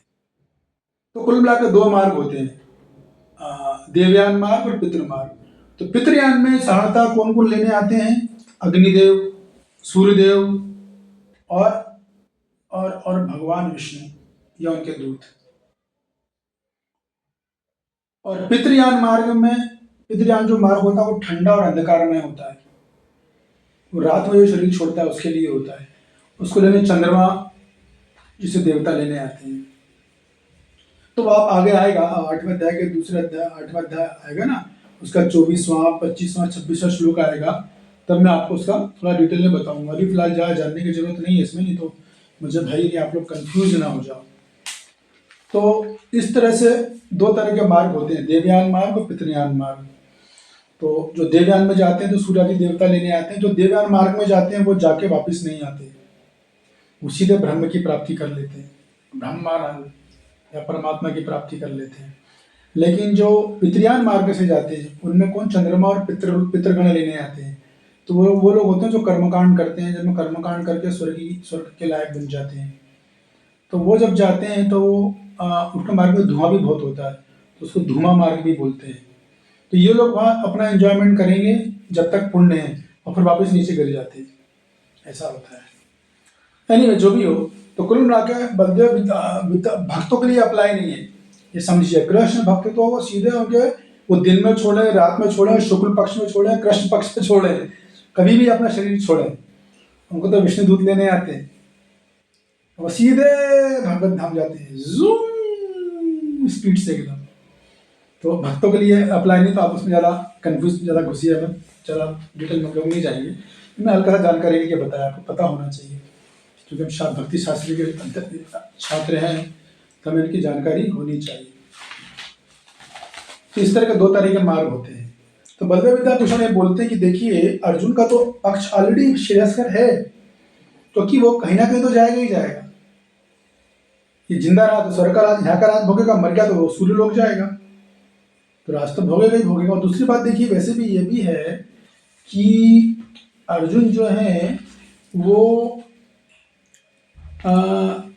इस जगत का सुख देख नहीं रहे, वो बोल रहे मुझे कोई श्रेय नहीं मिलेगा। अरे श्रेय को नहीं मिलेगा भाई, अगर आप जीत गए तो इस जगत का सुख आपका ही है ना। एक्चुअली वास्तव में अर्जुन या पांडु तो इस जगत के सच्चे अधिकारी हैं, सच्चे अधिकारी तो ये लोग ही हैं, धर्म की तरफ है। तो आपको क्यों सुख नहीं मिलेगा? पूरा धरती का राज भोगोगे आप, सारा सुख आपका, सारी धन संपत्ति आपकी, सब कुछ आपका होना है। तो आप ये कैसे बोल रहे हो कि मेरे को कोई श्रेय नहीं मिल रहा, कोई श्रेय, इसका कोई मुझे कोई श्रेय दिखाई नहीं दे रहा? नहीं, श्रेय तो है, अगर लॉजिकली देखा तो श्रेय तो है कि नहीं? तो आप लोग जानते होंगे जैसे कि अर्जुन इसलिए भी अधिकारी है कि आप लोगों को शायद पता होगा, जो पांडु थे ना, 2 भाई थे, धृतराष्ट्र और पांडु, ये दोनों भाई थे, और तीसरे कौन थे? विदुर महाराज। 3 भाई थे। तो पांडु राजा एक बार वन में अपनी पत्नी माद्री के साथ वन में विहार करने जा रहे थे। तो वहाँ पर उन्होंने 2 हिरण देखे, हिरण वही हिरणी, वो आपस में रमण कर रहे थे, मिल रहे थे। तो इन्होंने उनको मार दिया तीर से। तो जब उन्होंने मारा तो वास्तव में वो ऋषि थे, उनका नाम था पिंडम ऋषि। वो उनकी पत्नी थी जो हिरण के रूप में आनंद ले रहे थे, एंजॉयमेंट कर रहे थे।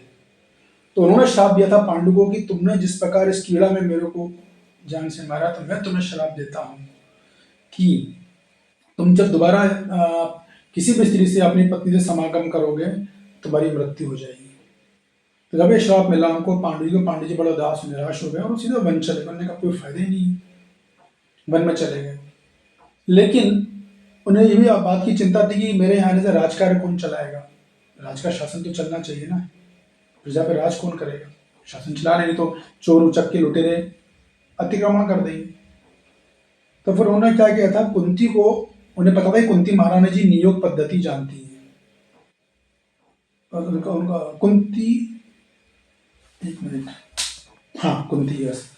नियोग, नियोग पद्धति क्या होती है मैं बता देता हूँ। नियोग पद्धति एक ऐसी पद्धति होती है, यदि मान लीजिए किसी पत्नी का पति है और वो किसी भी कारणवश संतान उत्पन्न नहीं कर पा रहा है, या संतान, या वो घर छोड़ के चला गया है, या कुछ कमजोरी है, वो संतान उत्पत्ति नहीं कर पा रहा है, तो पत्नी को अधिकार होता था कि वो किसी ऋषि मुनि या देवता से वंश चलाने की दृष्टि से, ना कि आनंद की दृष्टि से, वो नियोग कर सकती थी।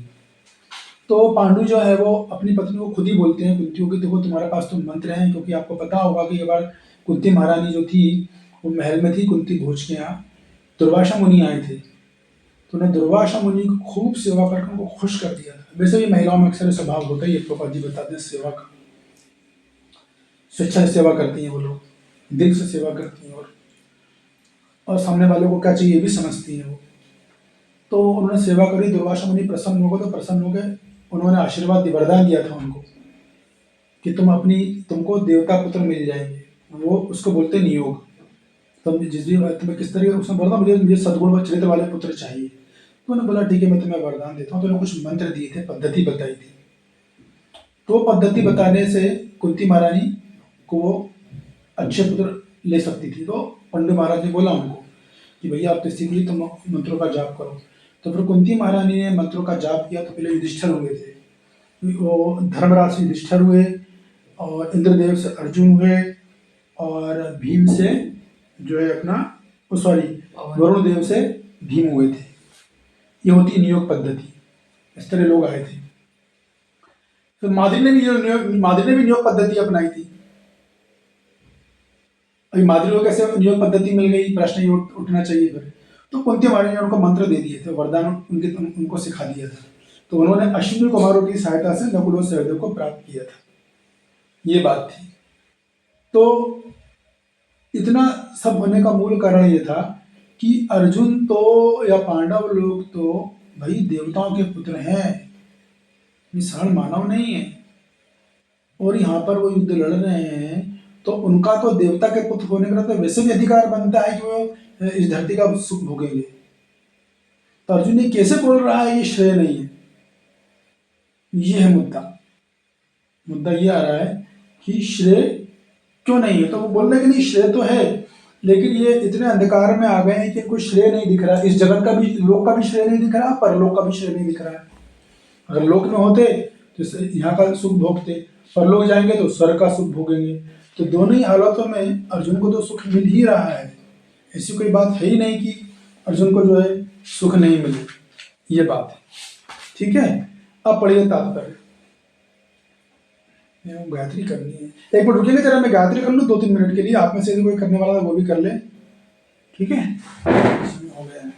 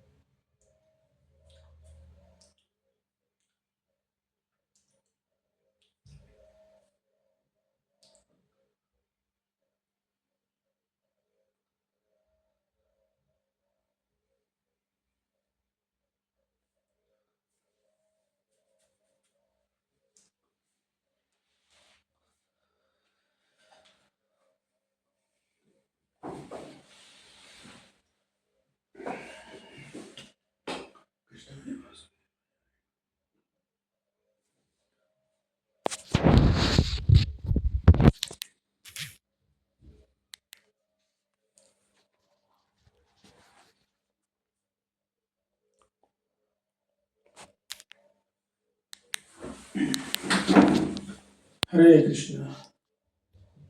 राकेश प्रभु, राकेश प्रभु, वो आपने उनसे बात की? हाँ, आपने बात की थी उनसे, पीताम्बर गोविंद प्रभु से? उनका कुछ फंक्शन है इसलिए भी यार। ओके, और उनकी टीम के लोग भी नहीं आ रहे हैं? आ रहे हैं कि वो भी नहीं आ रहे? शायद उनकी टीम में कुछ लोग थे ना, कुछ भक्त। हो सकता है वो प्रोग्राम में पार्टिसिपेट कर रहा हूँ। मैंने उनको मैसेज भी किया था। अच्छा फोन अच्छा, किया तो फोन उठाया नहीं, लेकिन मैसेज किया था। ओके ओके, ठीक है ठीक है ठीक है। और कुछ लोग यात्रा में भी थे प्रभु जी। ओके ओके, ठीक है।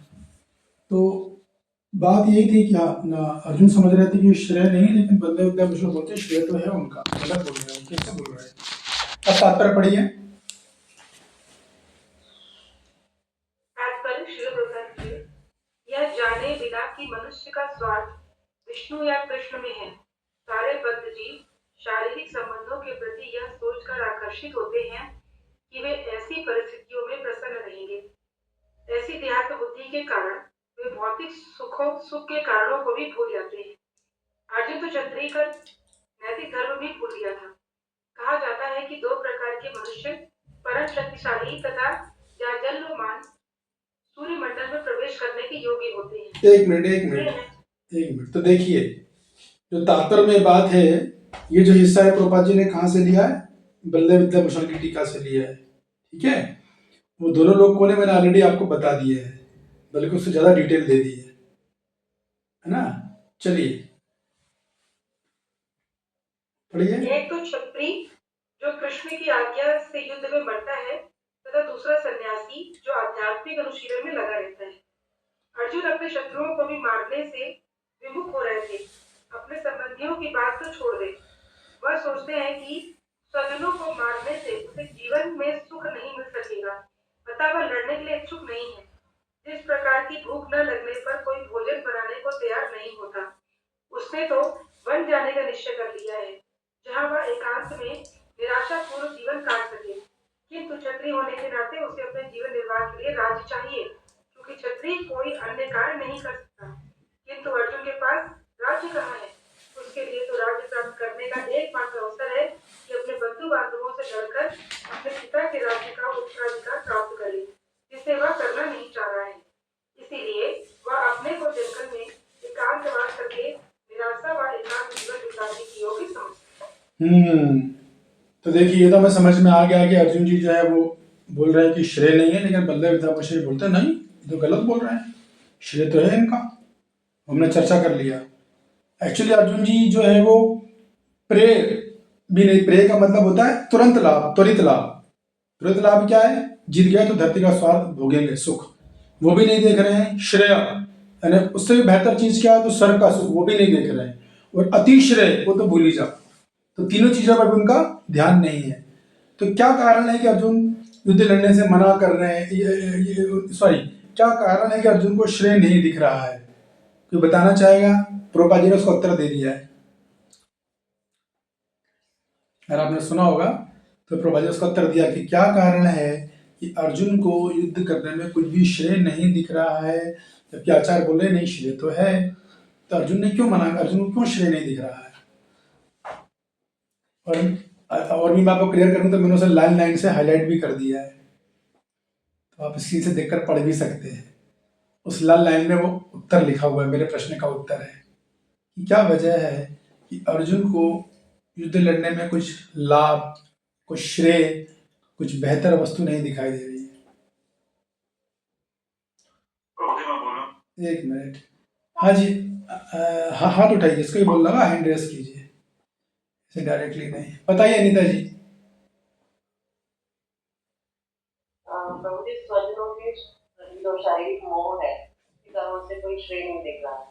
ओके, हाँ ये भी है, लेकिन यहाँ पर कुछ स्पेसिफिक रीजन है। यस राकेश कुमार जी। प्रभु जी, वो अपने जैसा आपने चर्चा की थी प्रभु जी, कि हमें प्रयास करना होता है, और अर्जुन का जो क्षत्रिय धर्म था वो अपने प्रयास से चूक रहे थे, इसलिए उनको श्रेय नहीं दिख रहा। ठीक है, ओके। और कोई उत्तर मैंने ऑलरेडी आपके सामने रख दिया, आपको बस पढ़ना है, उत्तर आपके सामने है। जैसे हमें अपना हाथ बढ़ाना होता है, वैसे ही हमें उत्तराधिकार प्राप्त करने के लिए या जीतने के लिए अपना प्रयास करना होता है, और वो से विमुख हो रहे हैं। यही उत्तर है। देखिए, अगर मान लो कि शैलजा जी है, एक घर में किसी को भूख नहीं लग रही है, तो ये खाना बनाएंगे क्या? बनाओगे आप शैलजा जी?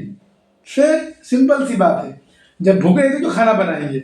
वैसे अर्जुन की स्पृहा, युद्ध करने की जो स्पृहा है वो नहीं है, इसलिए उनको कुछ श्रेय नहीं दिख रहा है, इच्छा ही नहीं है उनकी युद्ध करने की, तो क्यों युद्ध लड़ेंगे ना? सिंपल सी बात है ना। जो 3 बातें हमने चर्चा करी बलदेव विद्याभूषण की टीका का आधार, वो उनको नहीं दिख रही है। क्यों? युद्ध करने की इच्छा ही नहीं उनकी, उन्होंने सोचा युद्ध नहीं करना मेरे को। वैसे ही होता है, मान लो कोई व्यक्ति का आपने कितना अच्छा खाना बना दो आप, जब उसे जस्ट अभी खाना खाया, उसकी पूरी भूख मर चुकी थी, कितने अच्छा खाना खाना, वो क्यों खाएगा? क्योंकि उसकी इच्छा समाप्त हो गई, ऑलरेडी बढ़िया बढ़िया खाना खा चुका है। तो वही बात थी कि अर्जुन की जो स्पृहा नहीं थी, तो इसलिए अर्जुन को जो है युद्ध जो है अपना ये युद्ध का जो श्रेय है वो उनको दिखाई नहीं दे रहा था। ठीक है, ये बात है। अर्जुन को तो बस ऐसा लग रहा है कि जंगल में चले जाओ, एकांतवास में रहो और वहां पे निराशा का जीवन जिए। तो देखो, अर्जुन जैसा महायोद्धा भी डिप्रेशन में आ सकता है, तो इस संसार के लोग क्यों नहीं आ सकते? हर व्यक्ति डिप्रेशन में आता है टाइम टू टाइम। केवल जो अच्छे से कृष्ण भक्ति कर रहे हैं, जिनकी शास्त्रिक श्रद्धा है, वो भी आते हैं, लेकिन वो तुरंत निकल जाते हैं। बस ये होता है, रुकते नहीं ज़्यादा। कुछ 1-2 मिनट का आ गया तो आ गया, कुछ समय का तुरंत बाहर आ जाते हैं। जैसे भक्ति प्रगति करेंगे वैसे वैसे जो है वो डिप्रेशन जाता रहता। तो ये श्लोक की चर्चा 32-33-34 यहाँ से तीसरा कारण चालू हो जाएगा। नहीं, वही दूसरा ही चल रहा है, सॉरी दूसरा ही चल रहा है, पूरा दूसरा कारण ही चल रहा है। हाँ, करेक्ट। तो यस, अभी संक्षिप्त में कौन बताएगा हमने क्या क्या चर्चा करी? फिर समय हो जाएगा तो सब बोलेंगे प्रभु जी ने लंबी क्लास ले ली। क्या चर्चा करी हमने अभी तक?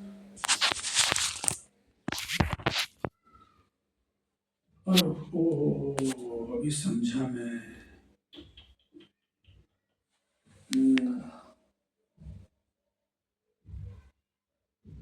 ये बात है। हाँ जी, इतनी सारी चर्चा हुई हमारी, तो काफी कुछ बोला मैंने। कौन महावीर योद्धा है जो बताना चाहेगा? हमने अभी जो भी समझ में आया, हमें घबराने वाली बात नहीं है। थोड़ी कि आपको फांसी लगा देंगे या फिर कोई पनिशमेंट दे देंगे, ऐसा कुछ नहीं है। जो भी आप समझा फोटो से बताइएगा, ताकि उससे आपकी हेजिटेशन भी दूर होगा और मुझे भी समझ में आएगा। अभी तक जो सुना 1 घंटे के अंतर्गत। यस रामेश्वरी जी बताइए।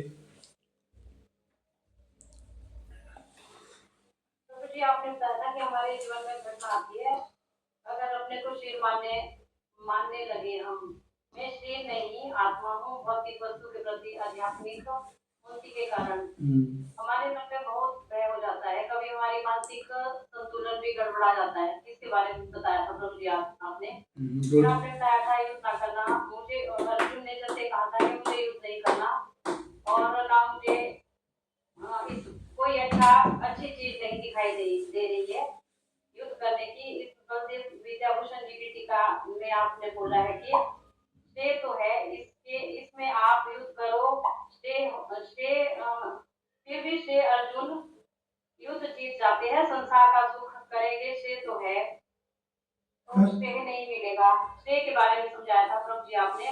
और रावण जैसे अपना, इसके द्वारा 2 तरह के लोग हैं, सूर्यमंडल भेद में जा सकते हैं, क्षत्रिय नंबर 1 क्षत्रिय बताया था आपने, धर्म युद्ध में प्राण त्याग देते हैं। दूसरा वीर गति को प्राप्त, स्वर्ग लोक का भोग नहीं युद्ध से, और अष्टांग योग का सिद्ध महात्मा हो जाता है, और सूर्यमंडल को भेद कर ब्रह्म की प्राप्ति कर सकता है। और 2 पक्ष बताए थे आपने, शुक्ल पक्ष और कृष्ण पक्ष के बारे में। कोई बात नहीं, बहुत अच्छा, बहुत बढ़िया बताया। और भी किसने? अनिता जी आपने बात उठाए थे ना?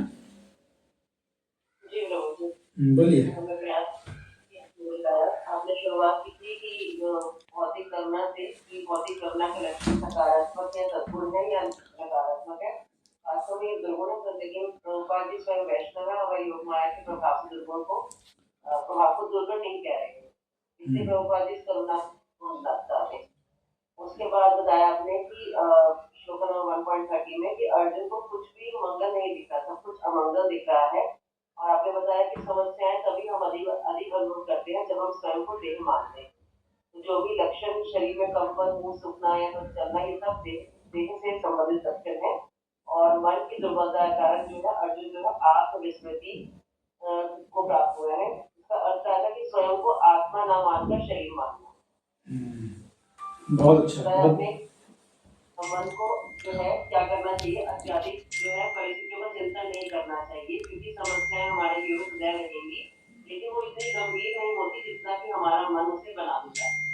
और इसका समाधान भी आपने बताया कि ध्यान पूर्वक हरिनाम का जप और भगवदगीता का पठन और श्रवण जो है इससे हमें मुक्ति दिला सकता है। बिल्कुल। और जो बात कर रहा है वह कृष्ण की इच्छा से कर रहा है। और उसके बाद कहा है कि स्वजनों पर वध करने में उसे कोई अच्छाई नहीं दिख रही, या कोई राज्य का सुख या विजय कोई भी इच्छा नहीं दिख रही है, या श्रेय नहीं दिख रहा है। तो आपने बलदेव विद्याभूषण जी की टीका से बताया है कि श्रेय इसमें है, अगर वो जीतेंगे तो संसार का राज्य है, और जो हारते हैं या मृत्यु को कबूलते हैं तो उनके स्वर्ग जाने के अधिकारी बनते हैं। और स्वर्ग जाने के जो तरीका बताया उसमें भी एक मत देखा था, सर्वाधिक पुण्य कर्म करने का जो फल है वो स्वर्ग की प्राप्ति है। लेकिन बलदेव विद्याभूषण जी दो तरीके बताते हैं, दो प्रकार के लोग बताते हैं जो कि सूर्यमंडल को भेद कर जा सकते हैं। एक क्षत्रिय जो धर्म युद्ध में प्राण त्याग दे, तो युद्ध से ना भागे, और दूसरा है अष्टांग योग का सिद्धि संन्यास, जिसे कि योग रुक्ष कहते हैं। वह सूर्य लोग क्रम को प्राप्त कर सकते हैं। और उनके भी जाने के दो मार्ग बताया आपने, देवयान और तृतीयान मार्ग। तृतीयान मार्ग से अग्निदेव, सूर्यदेव और विष्णु भगवान के दूध आते हैं, और देवयान से चंद्र देव आदि आते हैं। जो लोग भी देवयान मार्ग जाते हैं वे वापस नहीं आते, आपने यहाँ पे बताया। और तो भक्तों के लिए कोई ऐसी कंडीशन नहीं है, वे कभी भी देह त्यागते हैं तो उन्हें सीधे विष्णु को देने आते हैं और भगवत नाम को प्राप्त कर सकते हैं। और उसके बाद आपने वर्णन किया कि पांडु राजा के विषय में कि उन्हें किंडम रीति ने श्राप दिया था जब वो अपनी पत्नी के तरफ भ्रमण कर रहे थे। तो उसी श्राप के फलस्वरूप वो संतान प्राप्ति करने में असमर्थ थे, और कुंती महारानी ने नियोग पद्धति द्वारा, जो कि उन्हें दुर्वासा मुनि से प्राप्त हुई थी, उस पद्धति से उन्होंने युधिष्ठिर, धर्मराज जी से, और इंद्रदेव से अर्जुन, और वरुण देव से भीम, और इस प्रकार नकुल सहदेव ने मातृ ने भी इसी पद्धति से प्राप्त की। बढ़िया। और अंत में आप श्रेय जो है वो क्यों नहीं दिख रहा है कि सेवा या इच्छा जो है वो नहीं होने के कारण, जैसे भूख न होने के कारण भोजन नहीं होने के कारण, इसी प्रकार अर्जुन को श्रेय नहीं दिखता। हरे कृष्ण। देखो लोग तो होना रहे हमारा स्टूडेंट पूरी की पूरी क्लास रिपीट कर दी इन्होंने। थैंक यू, आप लोगों ने गजब कर दिया, पूरी क्लास रिपीट कर दी है दोनों। और कोई कुछ बोलना चाहता है, किसी कोई प्रश्न, कोई कमेंट बोल सकता है।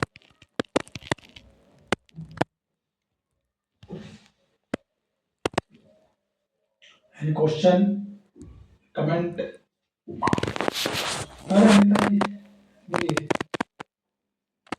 First of all thank you so much Prabhu ji, आपने इतने अच्छे से एक्सप्लेन आप कर रहे हैं कि मेरे माइंड में बैठ पा रहा है, और बहुत इजी है आप, उसके लिए बहुत बहुत धन्यवाद। और सेकंड थिंग, आपने एक में वर्णन किया था कि हमारा भी स्वार्थ है कि मेरा जब मेरा भजन, मेरी कोई सब क्लास करते हैं, तो ये स्वार्थ अच्छा है या बुरा है? देखिए, इसमें दो चीजें हैं। जब हम लोग नए नए होते हैं ना कि मेरा भक्ति, मेरा भजन, वो उस हद तक ठीक है, लेकिन जब हम लोग मैच्योर हो जाते हैं, ठीक है ना, तब हम मिनिमम चीज करते हैं। जैसे मानो 16 राउंड से मेरे को पढ़ा करना जरूरी है, ठीक है ना, या कुछ समय मेरे को 15-20 मिनट अध्ययन करना है, 15 मिनट रीडिंग करना है। उसके बाद जैसे मैच्योर होते हैं तो फिर हमें दूसरों की सेवा की तरफ, मैच्योर डिवोटी दूसरों की सेवा की तरफ बढ़ता है। लेकिन वो तभी कर सकता है खुद अच्छे से तैयार हो, अच्छा अध्ययन लंबे समय तक कर चुका हो, शास्त्रों में पकड़ अच्छी हो, अच्छे से जप कर चुका हो, उसका मेंटल अच्छे से स्टेबल हो गया हो। क्योंकि दूसरों की मदद करने का मतलब क्या है? अगला आदमी की जब आप मदद करोगे तो आपको नेगेटिविटी देगा आपके दिमाग में तो आपको स्पिरिचुअली इतना स्ट्रांग होना पड़ता है कि अगले आदमी की नेगेटिविटी आपको इफेक्ट ना करे। कभी कभी लोग काउंसलिंग करने जाते हैं काउंसलिंग करते हैं, अगले आदमी के नेगेटिव से इतने डाउन हो जाते हैं ना, वो उनकी हवा निकल जाती है, तो क्या काउंसलिंग कर पाएंगे। तो कहने का मतलब ये है कि शुरुआत में तो हमें अपने लिए करना चाहिए, इसके बाद फिर हमारी अपनी मिनिमम रिक्वायरमेंट होती है। जैसे मैं लोग एग्जाम्पल समझाता हूँ, ऐसा बोलते हैं कि एक मिनट, क्या दोहा है वो, मेघ बादल क्या, कुछ लोग याद नहीं आ रहा। कुल मिला के हम एग्जाम्पल लेते हैं पेड़ का, ठीक है। तो वृक्ष क्या करता है, खाता है पत्तर, दूसरों का देता है फल। गणेश जी क्या देता है,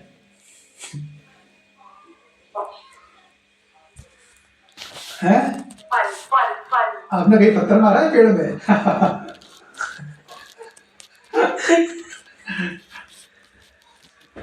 तो खाएगा पत्थर और देगा फल, ठीक है।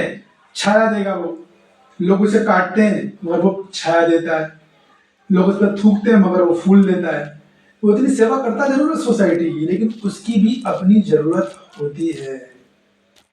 तो वो क्या करता है, वो धरती से पानी लेता है क्योंकि वो उसकी नीड है, फिर पानी लेने के बाद वो सेवा करता है। तो वैसे ही होता है कि शुरू में तो हम पानी लेते रहते हैं, हरि नाम का, हरि कथा का। जब मैच्योर हो जाते हैं तो हम समझ जाते हैं कि मुझे दूसरों को भी देना है। ये वो तभी दे पाएंगे हम जब हमने खुद से अच्छे से लिया, खुद स्ट्रांग हो, खुद हमारी श्रद्धा, हमारा कॉन्फिडेंस हो। कहते हैं ना कि यू कैन ओनली, प्रीचिंग देने का मतलब क्या है, किसी को आप प्रचार कर रहे हो, उसका मतलब क्या है। प्रीचिंग मीन्स आप दूसरों को हैप्पीनेस दे रहे हो। सो हैप्पीनेस आप तभी दे पाओगे जब आप खुद हैप्पी हो, करेक्ट। आप खुद हैप्पी हो नहीं, दूसरों को क्या हैप्पीनेस दोगे आप। काउंसलिंग करना तो कोई बहुत आसान है, दिल्ली से काउंसलिंग कर लोगे। काउंसलिंग एक्चुअल मतलब है you have to give him happiness, आप उसका हार्ट का ट्रांसफॉर्मेशन करना है। इतना आसान नहीं है काउंसलिंग, काउंसलर बनना आसान है, काउंसलिंग करना आसान नहीं है।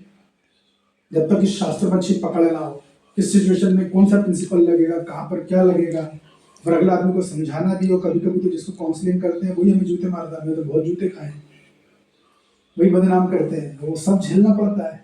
और हम उनमें से काउंसलर है नहीं कि हर वो चीज़ बोले जो उसको अच्छी लगे। हमारा प्रिंसिपल हम वही बोलेंगे जो उसके हित के लिए, मेरे तो उससे अच्छी लगे या ना लगे, वही हम खुद से बोल नहीं रहे, हम बोल रहे हैं शास्त्र। तो और भी डिफिकल्ट हो जाता है फिर तो। हाँ, आप सामने वाले गिर की बोलते रहो, हाँ बढ़िया तो जी 4 माला करने कर लो, कोई बात नहीं है, चलता है। गीता पढ़ने का मन नहीं करा तो 2 श्लोक पढ़ लेना, चलता है, कोई बात नहीं। तो वो अलग चीज़ है, एक्चुअली वो काउंसलिंग नहीं है। बट कहने का मतलब ये था मेरा कि शुरू में अपने लिए सोचते हैं मेरी जब हो जाए, मेरी हो ना, मेरी अच्छा, जो कि गलत नहीं है।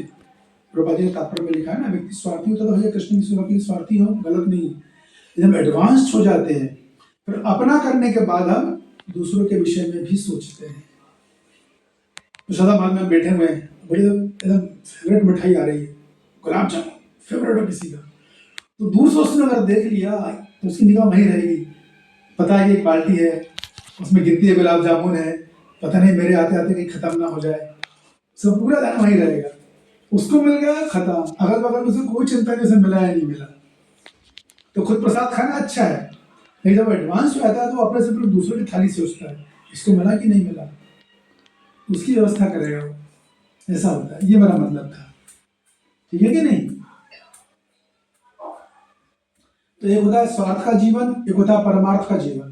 तो पहले स्वार्थ का जीवन जीना चाहिए अपनी भजन करने, फिर एक निश्चित समय के बाद परमार्थ, अब दूसरों को भी जीवन में मुझे सहायता करना है, मुझे दूसरों को भी खुश करना है। मेरे जीवन में इतना बदलाव आया, इतना भगवान ने कृपा करी, मैं इतना खुश हूँ, संतुष्ट हूँ, तो मुझे दूसरों को भी संतुष्ट करना है, उनको भी सुखी करना है, उसे बोलते हैं परमार्थ। लेकिन भक्ति में स्वार्थ गलत नहीं है, उत्तर ये। ठीक है अनिता जी, मिल गया।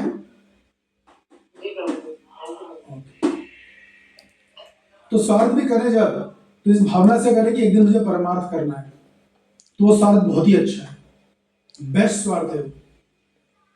अभी हम साधना कर रहे हैं, जब कर रहे हैं, सेवा कर रहे हैं, क्यों, मुझे भी जीवन में किसी की सहायता करनी है, जितना जो कुछ मुझे मिला वही दूसरों को देना है, वो उससे भगवान, एक्चुअली भगवान उससे ही खुश होते हैं, इसलिए स्वार्थ बोला गया है। खुद तक करने से इतना खुश थोड़ी होते हैं, अपने लिए कर रहे हो आप, दूसरे के लिए क्या कर रहे हो, ये मुद्दा आता है। लेकिन ध्यान रखिए दूसरे का करने के लिए खुद का स्ट्रांग होना बहुत ज़्यादा जरूरी है। ये तो उतरना नहीं चाहिए फील्ड में, केवल हाहाकार मचेगा और वो हो रहा है। जब तक खुद की समझावट अच्छी ना हो जाए तभी ना दूसरों को गीता के बारे में ज़्यादा मत बोलिए। अरे खुद ही की अच्छी नहीं, ये बात समझावट अच्छी होगी और हृदय में जॉय आएगा, खुशी आएगी, प्रसन्नता आएगी, हैप्पीनेस आएगी। वो है ये किसी एक्सप्लेन नहीं किया जा सकता। एक्चुअली आध्यात्मिक सुख महसूस करने वाली चीज है, उसे आप एक्सप्लेन नहीं कर सकते शब्दों में। दिक्कत ये है जब मिलता है आप खुद समझ जाओ। जैसे मान लो आपको पेट भर गया, आपको खाने में बड़ा मजा आया, तो आप ज़्यादा उसे एक्सप्लेन नहीं कर पाओगे सामने वाले, आपको संतुष्ट हो जाओगे, बस वो वाली बात है। ठीक है, और कुछ और कोई?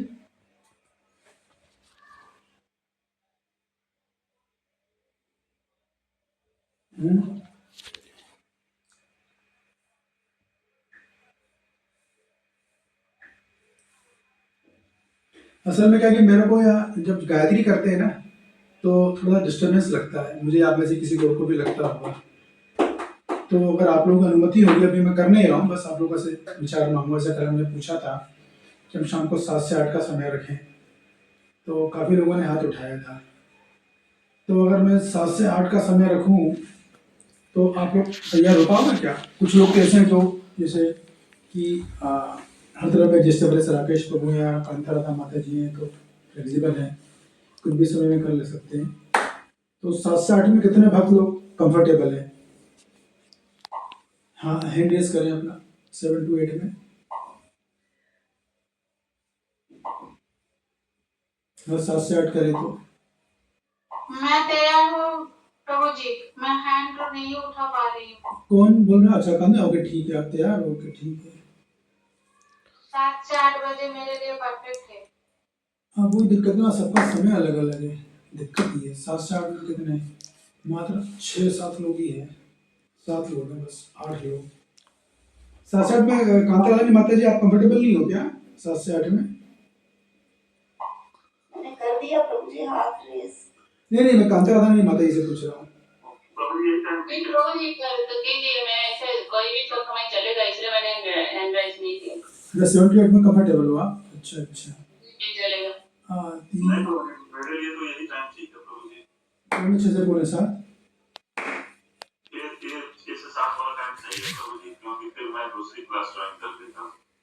ओके, लेकिन 7 से 8 में राकेश में उतने सारे लोग भी हैं जिनकी डिमांड ज़्यादा है, ऐसा लग रहा है मेरे को। आप सबका ध्यान रखें प्रभु जी। अभी मैं डिसीजन नहीं ले रहा हूँ, तो बस मैं केवल एक आइडिया लेना चाह रहा हूँ। इस 7 से 8 में जो है लगभग 27 में 10 लोग तो यही बोल रहे हैं 7 से 8 में, और 6 से नहीं ज़्यादा हो गए शायद 10।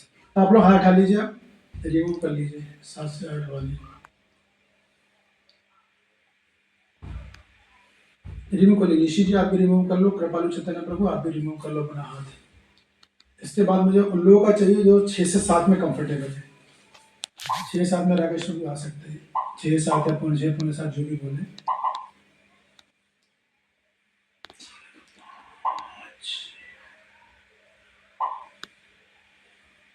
छः से सात 6 से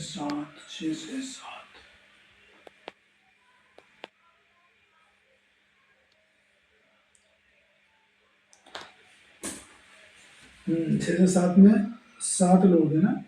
ओके, रीना जी आपने 7 से 8 में हाथ उठाया था अपने ना? नहीं प्रभु जी उठा नहीं पाई थी मैं, इसलिए मैंने मैसेज किया 7 से 8 का। अच्छा, तो 7 से 8 में 11 लोग हो गए, वो 6 से 7 में 7 लोग हो गए। मैं 6 से 7 में। हरे कृष्ण प्रभु जी। एक मिनट में कुछ लिख रहा हूँ। 6 to 7 में हर्षना जी भी, एक व्यक्ति और बढ़ेगा 6 से 7 में।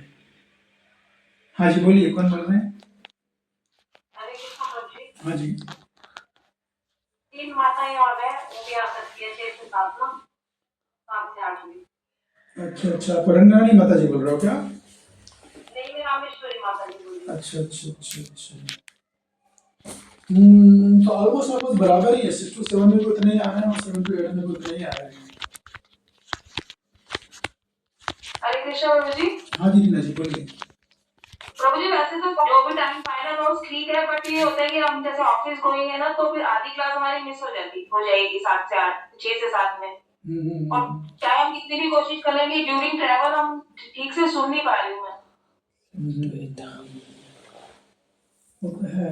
हालांकि एक फैसिलिटी तो है कि हम लोग इसीलिए जो है कविता वाले माता जी मुझे बोला था कि प्रभु जी आप क्लास रिकॉर्ड कर देना, ताकि जिन भक्तों की क्लास छूट जाती तो वो लोग सुन लें।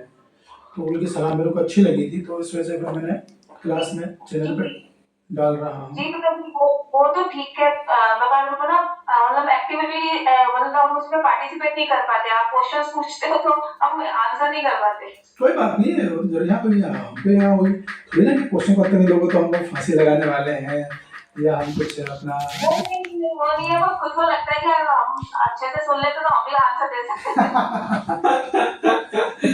आपका भावना बहुत अच्छी है आपकी। आप तो वैसे भी खैर भगवान ने आपको काफी तीव्र बुद्धि दी है, मैं जानता हूँ आप बहुत जल्दी चीजों को ग्रास्प कर लेते हो, पकड़ लेते हो, वो तो है। देखिए अब तो मैं कृष्णा पे छोड़ूंगा, किसी की स्थिति है 6 से 7 में मुझे दिक्कत आती है गायत्री की, मुद्दा ये आता है, तो वो 5-7 मिनट का कोई दिक्कत नहीं है प्रभु जी, है 2 मिनट से कोई फर्क नहीं पड़ता, 5 मिनट से। हाँ मतलब 5 मिनट तो मैं भी जल्दी कर रहा हूँ। मैं जब मैं गायत्री करता हूँ तो मैं कंफर्टेबल नहीं रहता हूँ, मेरे मन में एक एंजाइटी बनी रहती है कि आप लोग वेट कर रहे हो, कंसंट्रेशन नहीं होता है। हाँ बात जो कंसंट्रेशन नहीं हो पाता है। तो गायत्री क्या है कि मतलब बहुत महत्वपूर्ण सेवा होती है वो। प्रभु जी हम लोग की चिंता छोड़ के आप गायत्री की तरफ ध्यान दें प्रभु जी, हम लोग यही अनुरोध करेंगे। हाँ नहीं वो मुझे करना, वो आपकी बात सही है एकदम। मैं एक्चुअली मैं ज़्यादा से 5-6 मिनट पूरे लेता हूँ, क्योंकि उसमें मेडिटेशन करना पड़ता है और वो बहुत ज़रूरी होती है, क्योंकि वो अगर मैं नहीं कर पाया तो फिर मैं आपकी सेवा भी उतनी अच्छी नहीं कर पाऊँगा। प्रभु जी वो 6:30 बजे से 7:30 तक होंगे क्या? हाँ ये भी कर सकते हैं, ये भी गुड, अच्छी सलाह है। 6:30 7:30 में कितने लोग रेडी हाथ उठाइए, कंफर्टेबल है। लेकिन 10-5 मिनट का आगे लाओ तो आगे पीछे सभी का कुछ ना कुछ रहेगा ही। 6:30 से 7:30 में बताइए, दिस गुड सजेशन, अच्छी बात है।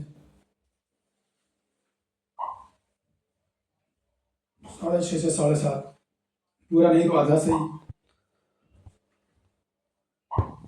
मेरे बेटा स्कूल से आते हैं तो मैं कीर्तन कराती हूँ और संक्रांति ये सब। हाँ मतलब मैं समझ रहा हूँ, सबका कुछ ना कुछ रहता ही होता है, मैं समझता ही हूँ। तो सबसे ज़्यादा वोटिंग इसी में आ रही है 6:30 to 7:30, 6:30 to 7:30 वोटिंग में बढ़िया आ रही है, और ठंड का भी समय है। ठीक है राकेश कुमार प्रभु, राकेश जी 6:30 to 7:30 फाइनल कर लें अगर आपकी अनुमति हो तो।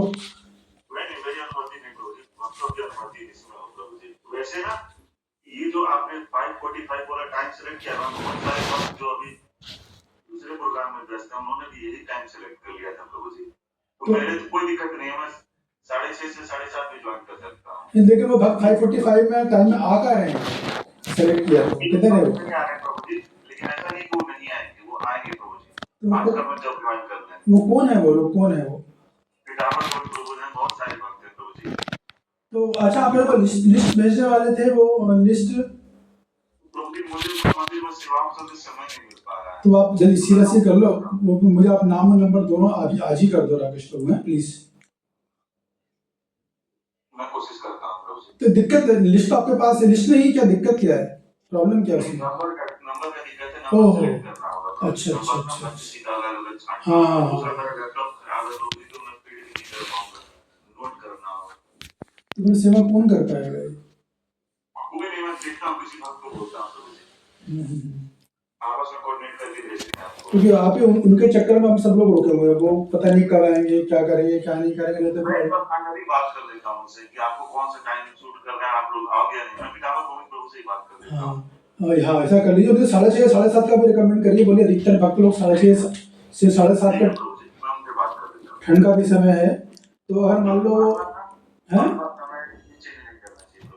क्या मैं कह रहा हूँ एक बार टाइम फिक्स हो जाए ना तो सही रहेगा सबके लिए। हाँ प्रभु वो तो सही है, लेकिन क्या होगा मेरे साथ थोड़ी सी दिक्कत ये रहेगी, मेरी और भी क्लासेस चलेगी ना, अभी तो मैं 7:30 दे दूंगा या 7:45 दे दूंगा, फरवरी से मेरा दूसरा बैच चालू होगा, तो फिर मेरे को 7 के पहले ही देना होगा, तो थोड़ा फ्लेक्सिबल तो रहना पड़ेगा, क्योंकि दूसरे बच्चे भी मेरे साथ रहेंगे। मैं तैयार हूँ, मैं तुम्हारी स्थिति के लिए तैयार हूँ। अभी से मैं बताऊंगा, फरवरी में मेरी चालू है, फरवरी में मेरा नया बैच आने वाला है, वो बैच मेरे को 7 से 9 क्लास देना है, तो उस टाइम नेचुरली मेरे को 6 से 7 में आना पड़ेगा, पौने 6 से पौने 7 मान लीजिए वो आना पड़ेगा।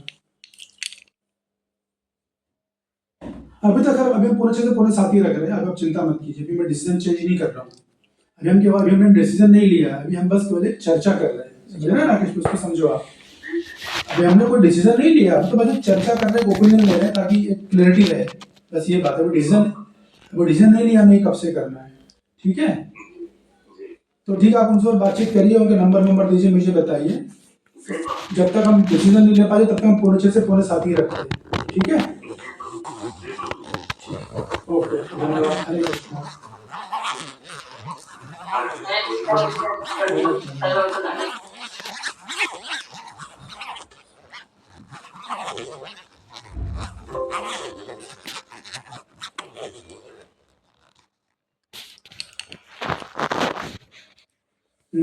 क्या सुना, क्या सीखा, बताओ। आज ये सीखा कि ओवर थिंक नहीं करना चाहिए। ओवर थिंक करने से क्या नुकसान होता है, और उसमें अपना टाइम भी बर्बाद होता है, और कभी कभी अपन मेंटल डिस्टर्ब भी हो जाते हैं। और फिर वो सही क्यों नहीं दिख रहा था अर्जुन को, वो कृष्ण जी की वजह से नहीं दिख रहा था उन्हें। कृष्णा जी की वजह से उन्हें सही नहीं दिख पा रहा था लड़ाई करने में। तो जैसे हमारा होगा, अगर हम लोग ओवर थिंकिंग करेंगे ना तो क्या नुकसान होगा हमारा, टाइम बर्बाद जाएगा, काम भी नहीं होगा, और अपन कभी ज्यादा हो गए तो नहीं टाइम बर्बाद, तो समय व्यर्थ जाएगा, शरीर भी खराब होगा, और सबसे बड़ा नुकसान ये होगा कि हम अपनी जिंदगी में जो बेहतर चीज है वो नहीं कर पाएंगे। ये सबसे इम्पोर्टेंट है, हमें जीवन में जो करना है ना, तो वो हम नहीं कर पाएंगे। जो अच्छा हमें अपने जीवन के लिए अच्छी चीज करनी है, समझ रहे हैं ना बात, वो नहीं कर पाएंगे। अच्छा कार्य नहीं कर पाएंगे, तो अच्छा कार्य, सबसे अच्छा कार्य नहीं कर बिना ओवर थिंक करे अपन कर सकते हैं। तो थिंकिंग करना, दो चीजें, एक है ओवर थिंकिंग, वो भी नहीं करना, एक है बिल्कुल नहीं सोचना, वो भी गलत है। तो लिमिटेड सोचना चाहिए और फिर करना चाहिए। जो सोचा है वो थोड़ा बहुत करना चाहिए, भाई फिर वो बाद में काम आए या ना आए। लेकिन ये बात बता देना घर में सबको बता देना, आज क्लास में बताया गया था कि ओवर थिंकिंग नहीं करनी चाहिए। ओवर थिंकिंग करने से समय बर्बाद होगा, सेहत खराब होती है, और हम कोई अच्छा काम नहीं कर सकते। ठीक है, पूछूंगा कल आपको, दीदी को फोन करके क्या बताया। ठीक है, बताओ आपका बताया। ओवर थिंक नहीं करना चाहिए, तो इससे अपनी शरीर की दुर्दशा होती है, अपन अच्छा काम नहीं कर पाते, और तीसरा अपना टाइम बहुत ज़्यादा बर्बाद जाता है। सबसे बड़ा नुकसान क्या है, तीन नुकसान में सबसे खतरनाक नुकसान क्या है, अपन कुछ अच्छा काम नहीं कर सकते, जीवन में कोई अच्छा काम नहीं कर पाएंगे। ठीक है, किसको सुनाओगे जाके? दीदी के अलावा कोई नहीं पूछता? नहीं, जिया ही नहीं है, वो थोड़ा लेट आते हैं ना। अमन को नहीं बताते छोटे भाई? उन्हें लेकर आया तो मैं, वो आए नहीं। नहीं उनको बताते नहीं, आपने ये सीखा? नहीं, वो लोग नहीं सुनते। अच्छा, और आपकी दीदी क्या नाम है उनका? शिवानी, वो सुन लेती है। उनको क्यों नहीं बताते? वो बताता हूँ, मैं रोज बताता हूँ। रोज बताया करो, दोनों दीदी को बता। शिवानी आपकी दीदी है? हाँ। तो शिवानी आपकी सगी दीदी है क्या? हाँ। अच्छा, तो आप दोनों को बताया करो कम से कम। जल्दी क्यों कर रहे हो, जाने की जल्दी है? हाँ, आज गाड़ी लेके आया हूँ। तो गाड़ी लेके आए? हाँ। कौन सी गाड़ी? एक्टिवा। किसने की गाड़ी है? दीदी ने। दीदी ने क्या बोला? कि ले जा, थोड़ा लेट हुआ तो मैं इसलिए। जल्दी जाना है? हाँ। बता दे दोनों दीदी को।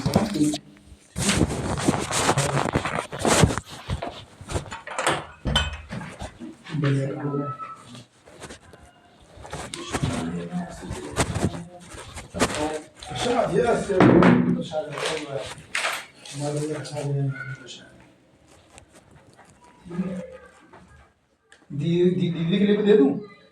दीदी के लिए दे दो। दीदी खाएंगे नहीं खाएंगे? मैं खा लूँगा। चलिए,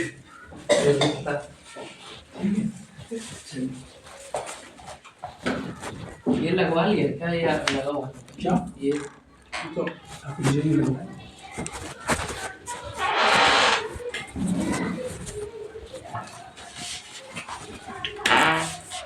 अरे अच्छा, क्या 5 मिनट में जाओगे? नहीं वो तो आज ही मिलूंगा। अच्छा, बात तो पहले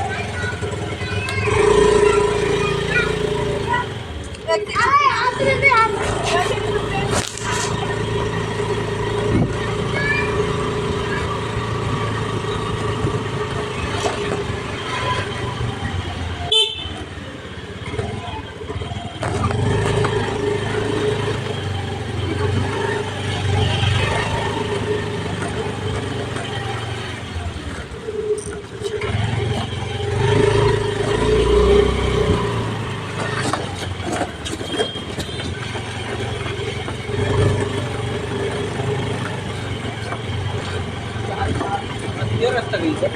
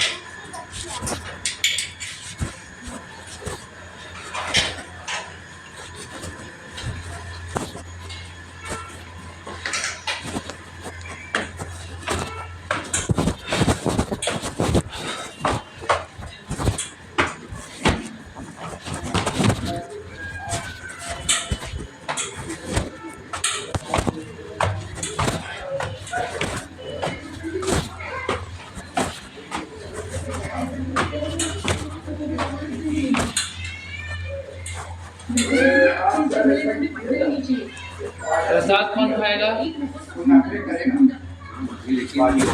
कौन खाएगा प्रसाद? एक शिक्षक लॉकअप में कौन खाएगा? उससे औरत की छेड़खानी खान का बाजू वाला नशा कर रहे वो समय नहीं कह रहा था क्या कि हाँ हमको ये करना है यार, हमको ये करना है। हाँ तो तेरे को करना तू दे देना, वो जो रेट चलेगा बात खत्म। तो वही वैसे ही रेट गिरा ही रेट मिलता है वो तो। हाँ मिलता है। तो कह रहा वैसे अरे उसके कहने से क्या गिरा रेट मिलता है। उसका ही सबसे ज्यादा बुरा काम होता है। भड़काते हैं ना लोग। मेरे लिए भी सच्चाई मायने रखती है, पर उससे भी ज्यादा आप मेरे लिए मायने रखते हैं। बाबा खिचड़ी दे दो। तुम तो बिल्कुल ऐसे ऑर्डर करती हो जैसे तू कुछ पहने क्यों नहीं है? ठीक है भाई, अब तो नंगा पुंगा घूम रहा है। 12/2/2025 मानना तो पड़ेगा फैसला। और एक बहुत बड़ी टेंशन है अंजलि। क्या? अरे चाचा जी को कौन समझाएगा? देखिए मेहता साहब, चलो चाचा जी को तो समझाना ही पड़ेगा। अरे आइए डॉक्टर साहब आइए। चलो लगता है खिचड़ी बननी है मेरे। आज शायद बच्ची मेहता साहब मुझे कहने में अच्छा नहीं लग रहा है। हाँ तो ले उसको देने दे बच्चे को। मगरमच्छ हो और हमें प्यास लगी हो, पहले हम लोग को खाने दे। बर्दाश्त कर लीजिए। अब पानी के लिए हम उस नदी में कूद तो नहीं सकते हैं ना। लोखंडे ऑक्टोपस जैसा है, गांधी मैदान में कुछ भी करेंगे वो हमें आठों तरफ से घेर लेगा। 8 ऑक्टोबस। देखिए डॉक्टर हाथी, आप ये जितनी बातें भी कर रहे हैं ऐसा नहीं है कि मैंने नहीं समझता, ये सारी बातें मैं जानता हूँ। और तारक परिणाम पे हम भुगत चुके हैं। हमको ले मेहता साहब लॉकअप वाले मामले से सभी बहुत परेशान हैं। इसलिए मैं के पास आया कि चंपक के आपकी अच्छी तरह समझा सकते हैं। वो अपनी जिद छोड़ दे। हाँ तारक प्लीज। मेहता साहब गर्मी मिले या ना मिले, ये तो मैं सुबह ही नहीं खा इस लड़ाई से नुकसान और परेशानी बहुत बढ़ जाएगी। आ जाओ। अरे पापा को भी आन दो ना। अब ठीक कह रहे हैं डॉक्टर हाथी। सारी सोसाइटी वाले अगर इस मामले से दूर रहना चावल ले चलो। अभी सभी सोसाइटी वाले भी जंगल से दूर पहले लिली के लिए